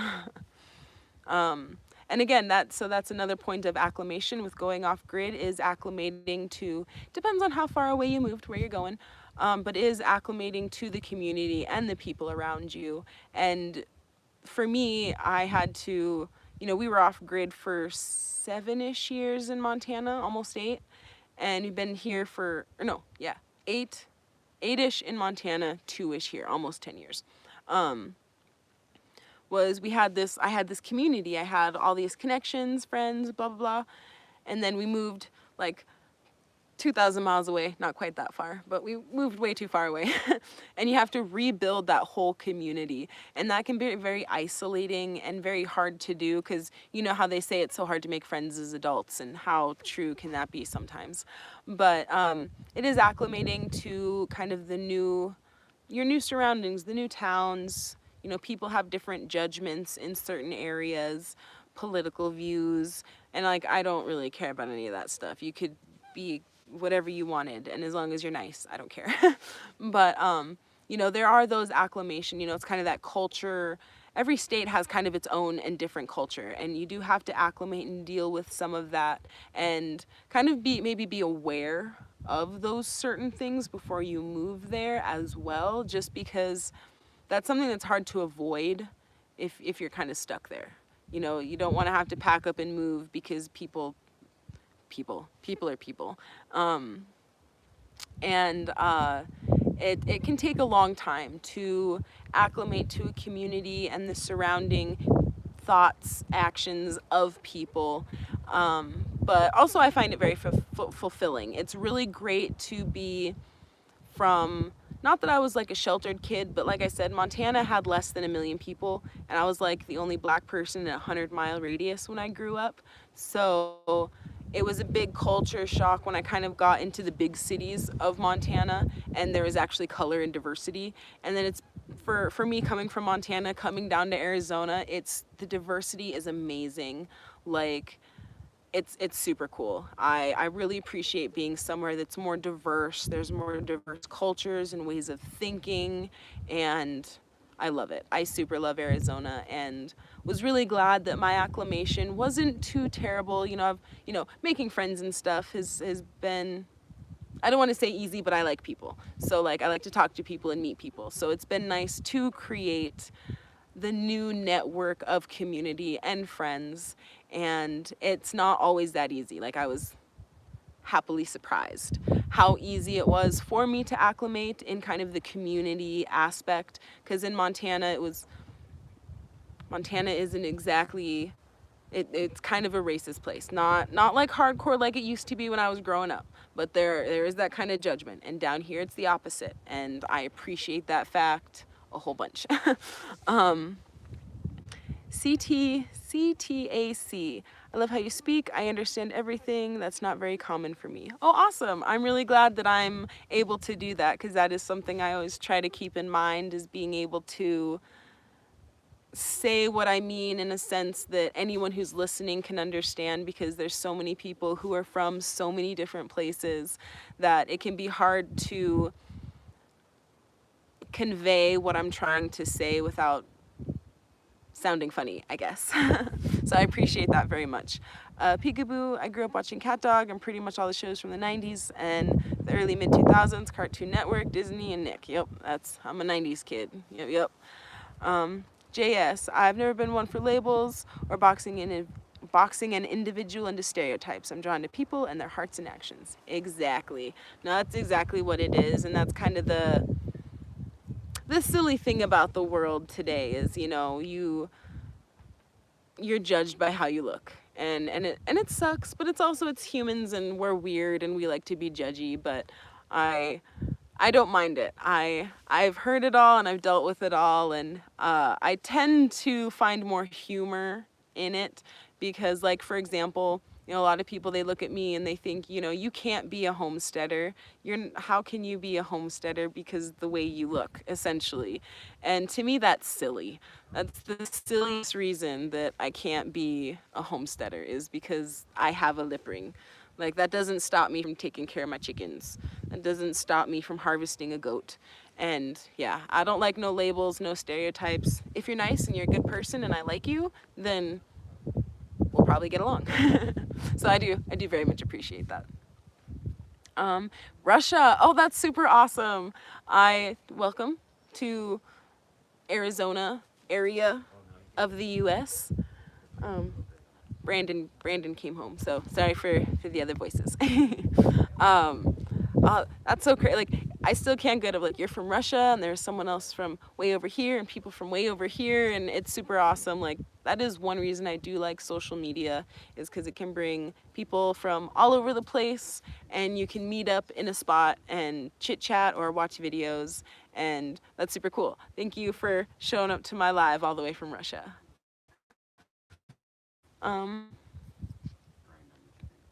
Harris of Flop Tropica?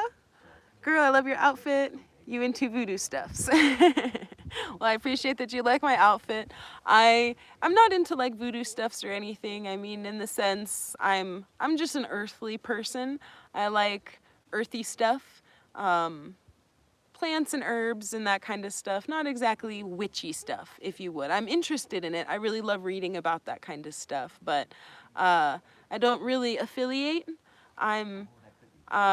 Someone was like, what is your religion? And that is the loving of the earth. And that's about what I practice. Jerry, you're really cool. Oh, and hi. Thank you very much. I definitely appreciate that. Trying to think about the topic again real quick.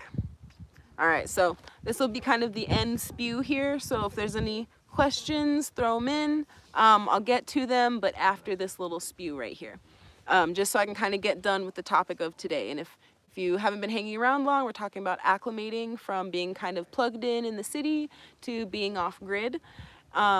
One of the biggest things that a lot of people have trouble dealing with, and like, this isn't a judgment, it's simply an observation. A lot of people who come from like city life, like don't really camp or fish or that kind of thing, who come off grid, and that's kind of like anybody though too, but they really struggle with like kind of raising animals and kind of understanding that animals are animals and they are gonna do what animals do.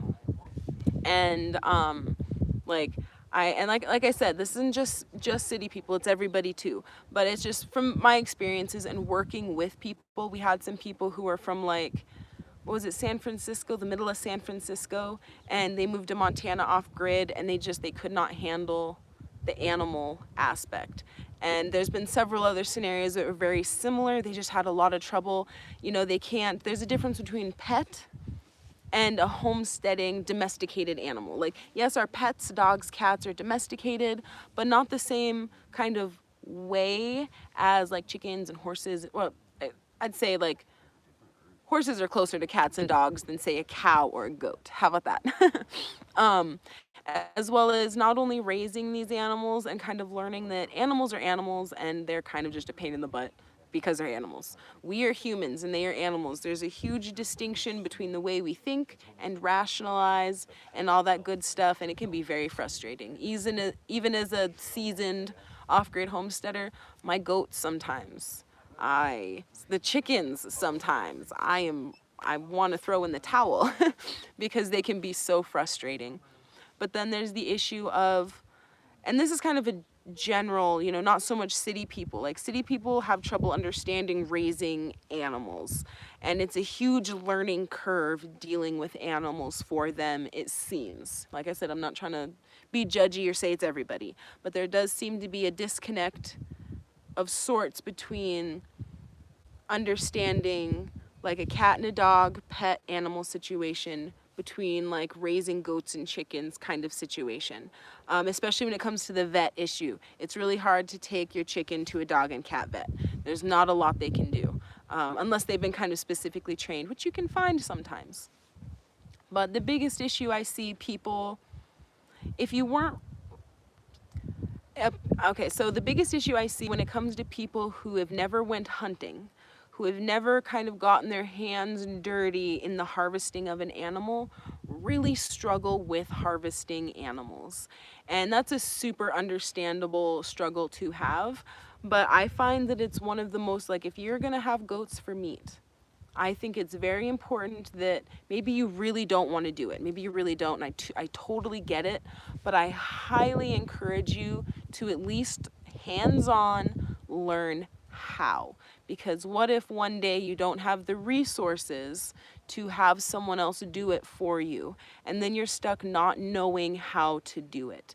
But I also think it's very important to know how to do it is for necropsies. For when you have an animal pass away, you have the ability to look in there, all the insides, and being able to maybe get an idea of what was wrong or what had happened.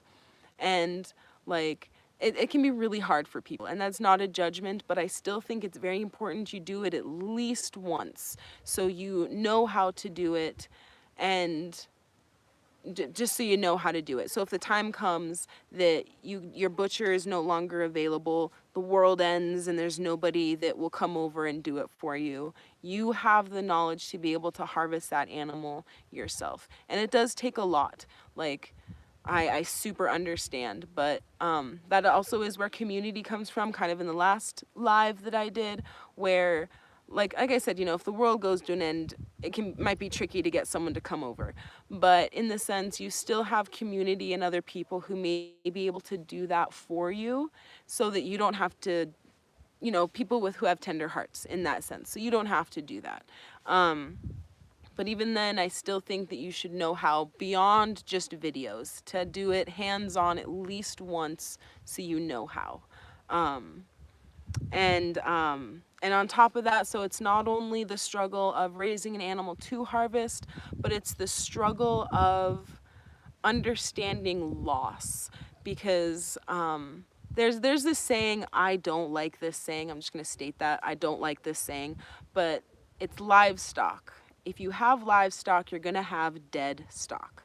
And like I said, I don't like the term, but it makes sense, because if you have animals, some are not going to make it. And some of that is due to us humans and the way we have bred animals, like chickens. We have bred those chickens to, like, if you breed things too much in certain ways, you cause weaknesses, like the pug with its squished nose and it can't breathe.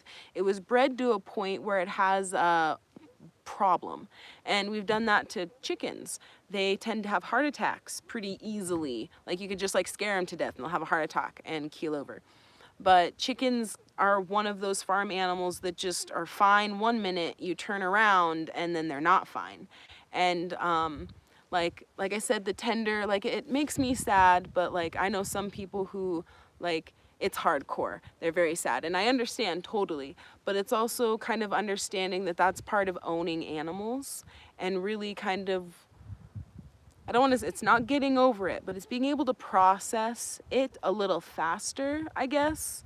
I don't know how else to explain it, because I get sad and I like want to cry, but then it's remembering it's kind of the circle of life kind of thing, but it's also, it's just nature.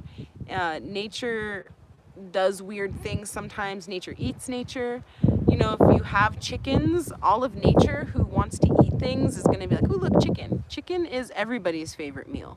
And so in a sense, by having animals, you invite loss. And it's not always like they're sick or something happens. It can also be age. Like, I have chickens that age out sometimes. and it still sucks, and it's still very sad, and it's very hard. But it's definitely a struggle for people to lose animals, even if it's, you know, just chickens. And I don't mean that in a bad way, because like my chickens in a way are just chickens, but they're also my pets, but they're also livestock. It's like all of it mashed into one, because I love them like pets, but I eat them. And I appreciate everything they have done, but it's also that balance. It's what they provide has to balance out what they give. And sometimes that is meat for us, the cats, and the dogs. Everybody's got to eat. Think think that's about all I wanted to say when it comes to what I wanted to say. I'm sure I've missed some stuff, but I think I got a couple of comments. Please be stees. How many people eat meat and have never seen an animal harvested? Exactly. And I think that should be common knowledge, at least know where your food comes from, because I had this lady once at the store get mad at me because I stole my chicken's eggs, and she told me to go to the store and get eggs. And I was very confused because I was like, don't you know those also come from chickens? And she was like, no, they don't. And I was like, well, where do you think they come from? She's like, well, the store or the warehouse. And I was like, where do you think the warehouse gets them? And she's like, I don't know. And I was like, from chickens. So there is a huge disconnect between where our food comes from and where people think their food has come from. And that is something I wish to help fix in the world. That is part of what my videos are about. I'm trying to bring back what life is to people who have forgotten it. Riley R., do you have a way of not becoming too attached to your meat animals, or do you love them just as you would family all the way through the process of raising and harvesting? So that's pretty much what I do. Like, I love them throughout the whole process, but it's also kind of like, I don't force, in a sense, like you can kind of force your chickens to be really cuddly. Like you cuddle them all the time when they're little as much as you can as they get older. You tend to have more cuddlier chickens. I kind of let them choose who wants to be the cuddly one, who wants to kind of be more friendly. I have two that are like basically feral because they just want nothing to do with nobody. But I do my best to love them all as I would a pet. You know, I feed them the best I can. If they want love and attention, I give it to them. And for me, it's kind of you know how they, like when someone cooks and they say it was made with love and it tastes better? If it was raised with love, it'll taste better. I wholeheartedly believe that because I cannot eat meat from the store anymore because it's awful. It feels like depression and sadness and regret. And I feel that is because these animals were raised not in as natural of environment as they can be. With love. You know, like it's kind of the human touch of love and compassion. Just, you have happier animals. They have, like, it's just like humans. The happier you are, the healthier you are. Same with animals. And I feel that there's levels. Everybody has their different levels. Some people have to be totally separate about it. Because you can love your animal as you would a pet, care for them as you would a pet, but you don't give them the same lovey, cuddly attention as you do a pet, which makes sense because technically a chicken is less a pet than like a dog or a cat. Like a chicken isn't going to care so much if you want to love on it. It'll love that you feed it and give it a good place to live, versus a cat or a dog. It can actually make them depressed or sad if they don't have a type of companionship, if that makes sense. So when it comes to how you love your animals as you raise them, it does depend on you and how much how you can deal with it. Because part of me, you know, I grew up on a ranch and we'd raise bottle calves, and those bottle calves were destined for the freezer. So for me personally, I grew up with the knowledge that we eat these animals that we care for, and we care for them because we're going to eat them. We want an animal that lives the happiest life we can possibly give. And in my opinion, I think a lot of people miss the fact that if these animals were in nature, their life would not be so fun. Nature is not fun. It is hard to survive out in nature. So by us humans raising these animals, they have food, they have shelter, they have protection. Like people buy crazy fences and get dogs and cameras and all this stuff to protect their animals. Those animals would not have that type of love and compassion, even if it's just for meat. They wouldn't have that in nature. So to me, just caring for the animals, even if it's just the basics, that is more love. Like, I see that as a form of love. Like, loving your animals doesn't have to mean you're cuddling with them all the time. So you can, different separations. For me, I can cuddle all of my animals. Like, it sounds kind of bad when you say it out loud. Like, I can love and cuddle my animals, but I can still eat them. But that is because that is their purpose. If I want to eat, this is where it comes from. If I want my dogs to eat, this is where it comes from. And it's the love and appreciation of this animal that is providing for us. And I think it's everybody's own journey. Everybody really has to figure out how much a human like connection love, like when you're gonna hold your chicken all the time and it cuddles you, because maybe say there's just this one chicken you could never eat. Don't eat that chicken. If you love that bird and you don't want to eat that bird, don't do it. Let that bird live out her whole long life. And if that makes kind of sense, you can have a certain separation, but you can do it all at once at the same time. That was kind of a ramble, but I hope I got my point across. um, um, Ernie's Cabin. Love you guys. Keep letting your light shine bright. Namaste. Peace out. Thank you for joining, man. Question answered. I can understand that. Okay, awesome. I'm glad I was able to answer that okay. JW, do you ever end up keeping an emotional distance between you and the animals you eat? Okay, so I was just talking about that. Like, I do and I don't.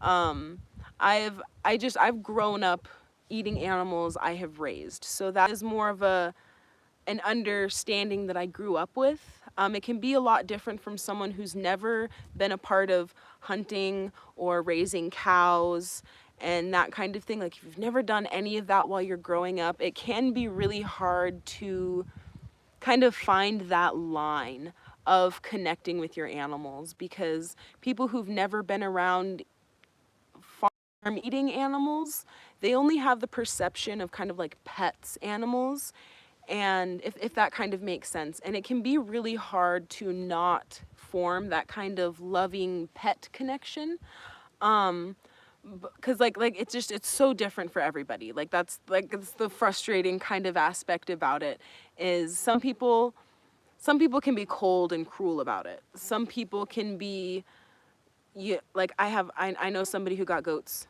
and they were gonna eat those goats, but everybody fell in love with the goats, so they gave the goats away instead. And to me, that was a lot of resources lost, if that makes sense. And I get that though too. I can understand, you fell in love with these goats and you don't want to eat them. So it definitely kind of takes, one has to look into themselves and decide kind of how they want to do things. Because like I said, you can be very kind of baseline. Okay, these chickens have a comfy coop, they have nice nest boxes, they stay warm, they get fed, they get watered. That's it. That's all I'm going to do. And you can keep that emotional distance. But I do find that when you interact with your birds more, you do put more of that connection. You connect with them more. It does make harvesting them easier. I had explained, and I think it was like my first live, that one of the reasons I do like to hands-on work with my chickens is so that when that day comes, nobody's stressed out. This bird is used to being held, or at least, sometimes you still gotta chase a chicken, even if they like being held, but they're not gonna be scared and freaking out because it's been held before. It knows that it's kind of that hard thing. It knows that I don't want to try to hurt it, but that this one day that it's going to be harvested, it's not going to be scared because it's used to being held. And I think that kind of goes for any animal that you want to harvest for meat, to handle it enough that it's comfortable with you. And that can create quite a connection with us humans. We pet something and we love it and we want to take it home. But having at least some connection with your animals helps the harvesting process. They're calm and chill, and that's like the most important thing to me, is for an animal to be calm and have no idea. They have no idea. And that's how it goes for all our animals. They have no idea until they don't even know. They don't even know. And that's something that I find a great comfort in, is that they lived great lives without the harshness of nature, and one day it's just nothing. Because if you've seen nature eat nature, it's brutal. And I don't have to do it that way. And that is kind of where I find my separation, is with that aspect. You know, nature is not nice about killing something and eating it. While us humans, we can be very kind and compassionate with our humanness. Yeah. um, Riley R, I admire your way. People need to know about life and the way you talk about. See, at least know about it. And like that's kind of the thing, is being aware and understanding, and that's just what we've lost in the past like 100 years. It's only been like a couple generations really that we've lost a lot of those connections to how life works, kind of thing. So I definitely agree with that. Have I read the Bible and are you religious? I have read the Bible and I am not religious. I am all about nature. All about nature. So in a way, like that is my God, is nature. That's how I feel. um, Hayseed. Oh, I like your name, Hayseed. I let my chickens live there till the day they die of old age. Got plenty of land for them to roam, and I just get more chickens. I dig it. See, we're all gonna do things different ways, and that's the thing, is whatever way works for you, man, do it. And for me, I do like having older birds. Like a lot of people will cycle through their birds a lot. When they hit like 2 years old, they'll harvest them to get new birds. And for me, I like to keep those old girls. They're sweet, they make great moms, and because we do eat our birds, the older your bird, chicken, especially like after the 3 or 4 year old mark, make really, really nutrient dense chicken broth, and it's way more flavorful. It's like, you know, you think of dry aged cheese or something. The longer the better. The older the hen, the better, more nutrient dense like your chicken broths will be, kind of thing. So like I do let some of my birds live out to a degree, but some of them, I've also had some pass away from old age. It kind of depends on the system, because for us, I raise the chickens and I only harvest as needed. I don't harvest a bunch at once. I'm like, okay, the dogs need their chickens, so I'll go harvest a couple of roosters.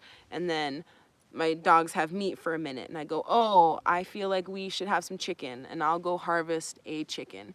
And anybody else who's there is there. And I harvest those birds based on what my breeding program.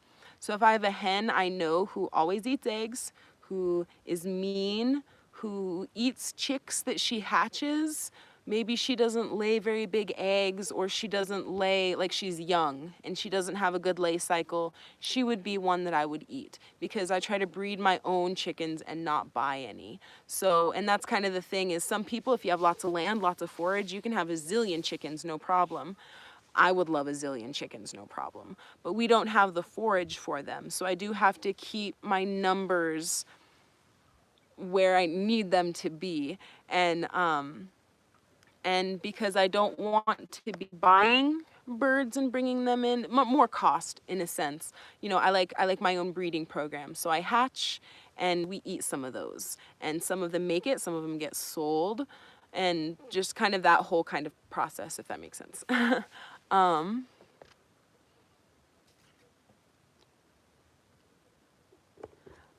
Doing it all at once and still having distinctions. This is life for sure. Exactly. And that's what it is. It's life. That's what you have to think about homestead living, is that it's life. We are literally like, sorry, the sun is gonna heat up my phone if I'm not careful. Gotta move.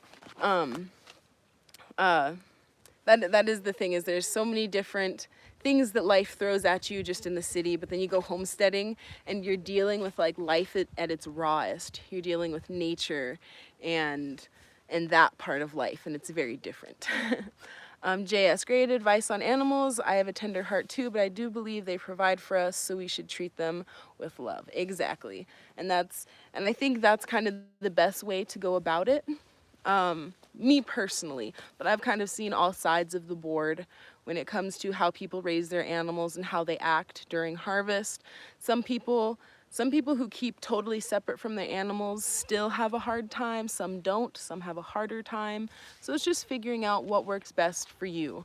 You got to kind of, off-grid life makes you learn about yourself. Makes you learn a lot about yourself. Oh, from Italy. Well, hello. Thank you for joining the live. I appreciate it. Um, CTAC. Cool to hear you're not religious. Oh, it's, I think when it comes down to it, like we're all gonna believe in something, and for me, the most solid thing to believe in is nature, because that's what makes us exist is nature. So that's what I believe in. um, Kenroy says hi, hello, welcome. Peter Lowe's, so you eat chicken? I do. I definitely do. I love chicken. We also don't eat like a ton of meat though either, because I do my best to raise the meat we're going to eat. So it's been a lot less chicken this year because earlier I was talking about I had a really bad hatch year. So I didn't end up with very many chickens. So we haven't really eaten any chicken. We harvested, I think like 2 goats this year, and we're working into the second one. I still have most of that meat. We don't eat a ton of meat. Lots of like rice and beans and stuff though. And then kind of whatever comes out of the garden. Lots of eggs because chickens, we eat tons of eggs. It'll surprise you. I thought we were gonna get super sick of eggs, but we haven't yet. So I'm very grateful for that. Esther May, I'm loving this Sunday soiree. Heck yes, well thank you for coming. I'm super excited to be doing these once a week. I've been thinking I might throw one in the middle of the week, just kind of like if I'm feeling froggy and think of something to talk about, but I appreciate you joining again today.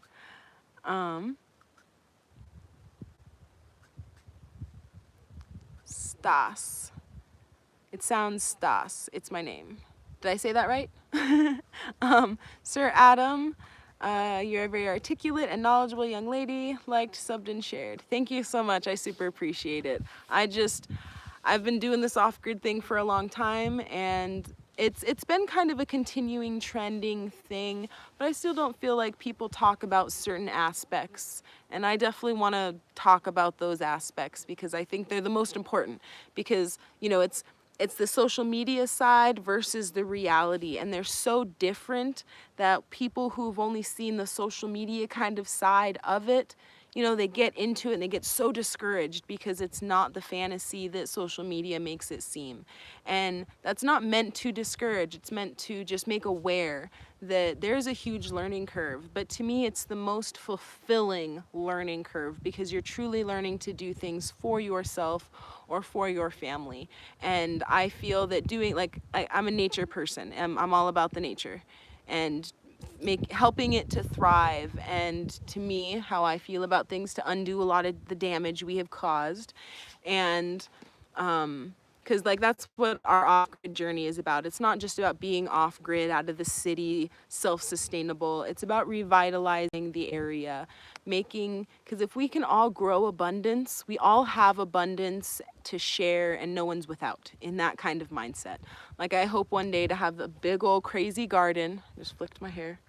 I hope to have a big old crazy garden where I can like go to town and be like, anybody want zucchini or I got all these extra eggs, and that type of community aspect. And that's why I love to share.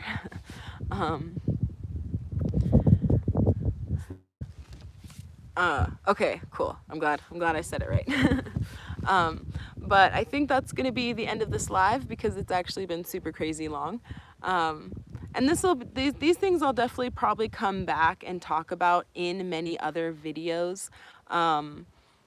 Because all these videos, like all these lives I'm going to be doing, they're gonna kind of tie into each other in the way of understanding kind of the lifestyle, and they might be a little different depending on the topic, but like all these things are going to blend together, whether it's dealing with chickens, how to harvest animals, dealing with water, learning how to do this, how to do that. It's all learning. That is really what I want everyone to leave here this live today, is that going off grid and or homesteading, it's learning. It's a lot of learning, and it's not exactly the easiest thing to learn because everything is always moving and changing. This is nature, man. And nature has its own way of doing things, and we have to work with that. We have to acclimate, we have to adjust, adapt to this lifestyle. And in the sense, if you're not willing to adapt, like, it can be hard to adapt, and that's fine. It's definitely hard to adapt, but if you're not willing to adapt, if you're not willing to change some of the stuff that makes up how you function in life, going off grid and homesteading might be a pretty hard journey to take. I'm gonna read these last couple comments, and then I'll make some sort of cute little closing statement, maybe. JS, I enjoy your gear videos too. Would you be willing to do a video or short on your first aid gear kit in the future? So I did do kind of a video on my full backpack loadout, but here soon I am gonna take each little chunk of my backpack and do little shorts. And so I'll definitely make my aid kit the first one. So I don't know when, but here in the near future, I'll definitely get that out for you. Because I love gear and I love making my gear videos, and I've been trying to think of more to do. Riley R, thank you for the live, much appreciated and enjoyed. Thank you very much, Riley, for coming, and I'm super glad to be able to share like this. And I might make a poll, we'll see, but if there's a particular thing you want me to talk about when it comes to off-grid, kind of like, you know, a topic that I can kind of umbrella out, either that, if I don't see something that I'm thinking about talking about, we'll talk about buying land and that whole chaotic process. But hopefully you all learned something, I would suppose. And just like I said, you know, leave here today with the idea that social media, the beautiful off-gridness of social media, is not reality. It can be, but you have to work really hard for that reality to be so perfect. And even then, it's chaotic. So thank you all for showing up to today's live. And I don't know how many of you stayed for the whole thing, but if you did, rock on. And we will see you the next Sunday live. And I'll probably have some other videos in between now and that next live. Have a good day. Hopefully if you need rain, you get it. And if you need sun, you get some sun. Happy homesteading. Peace.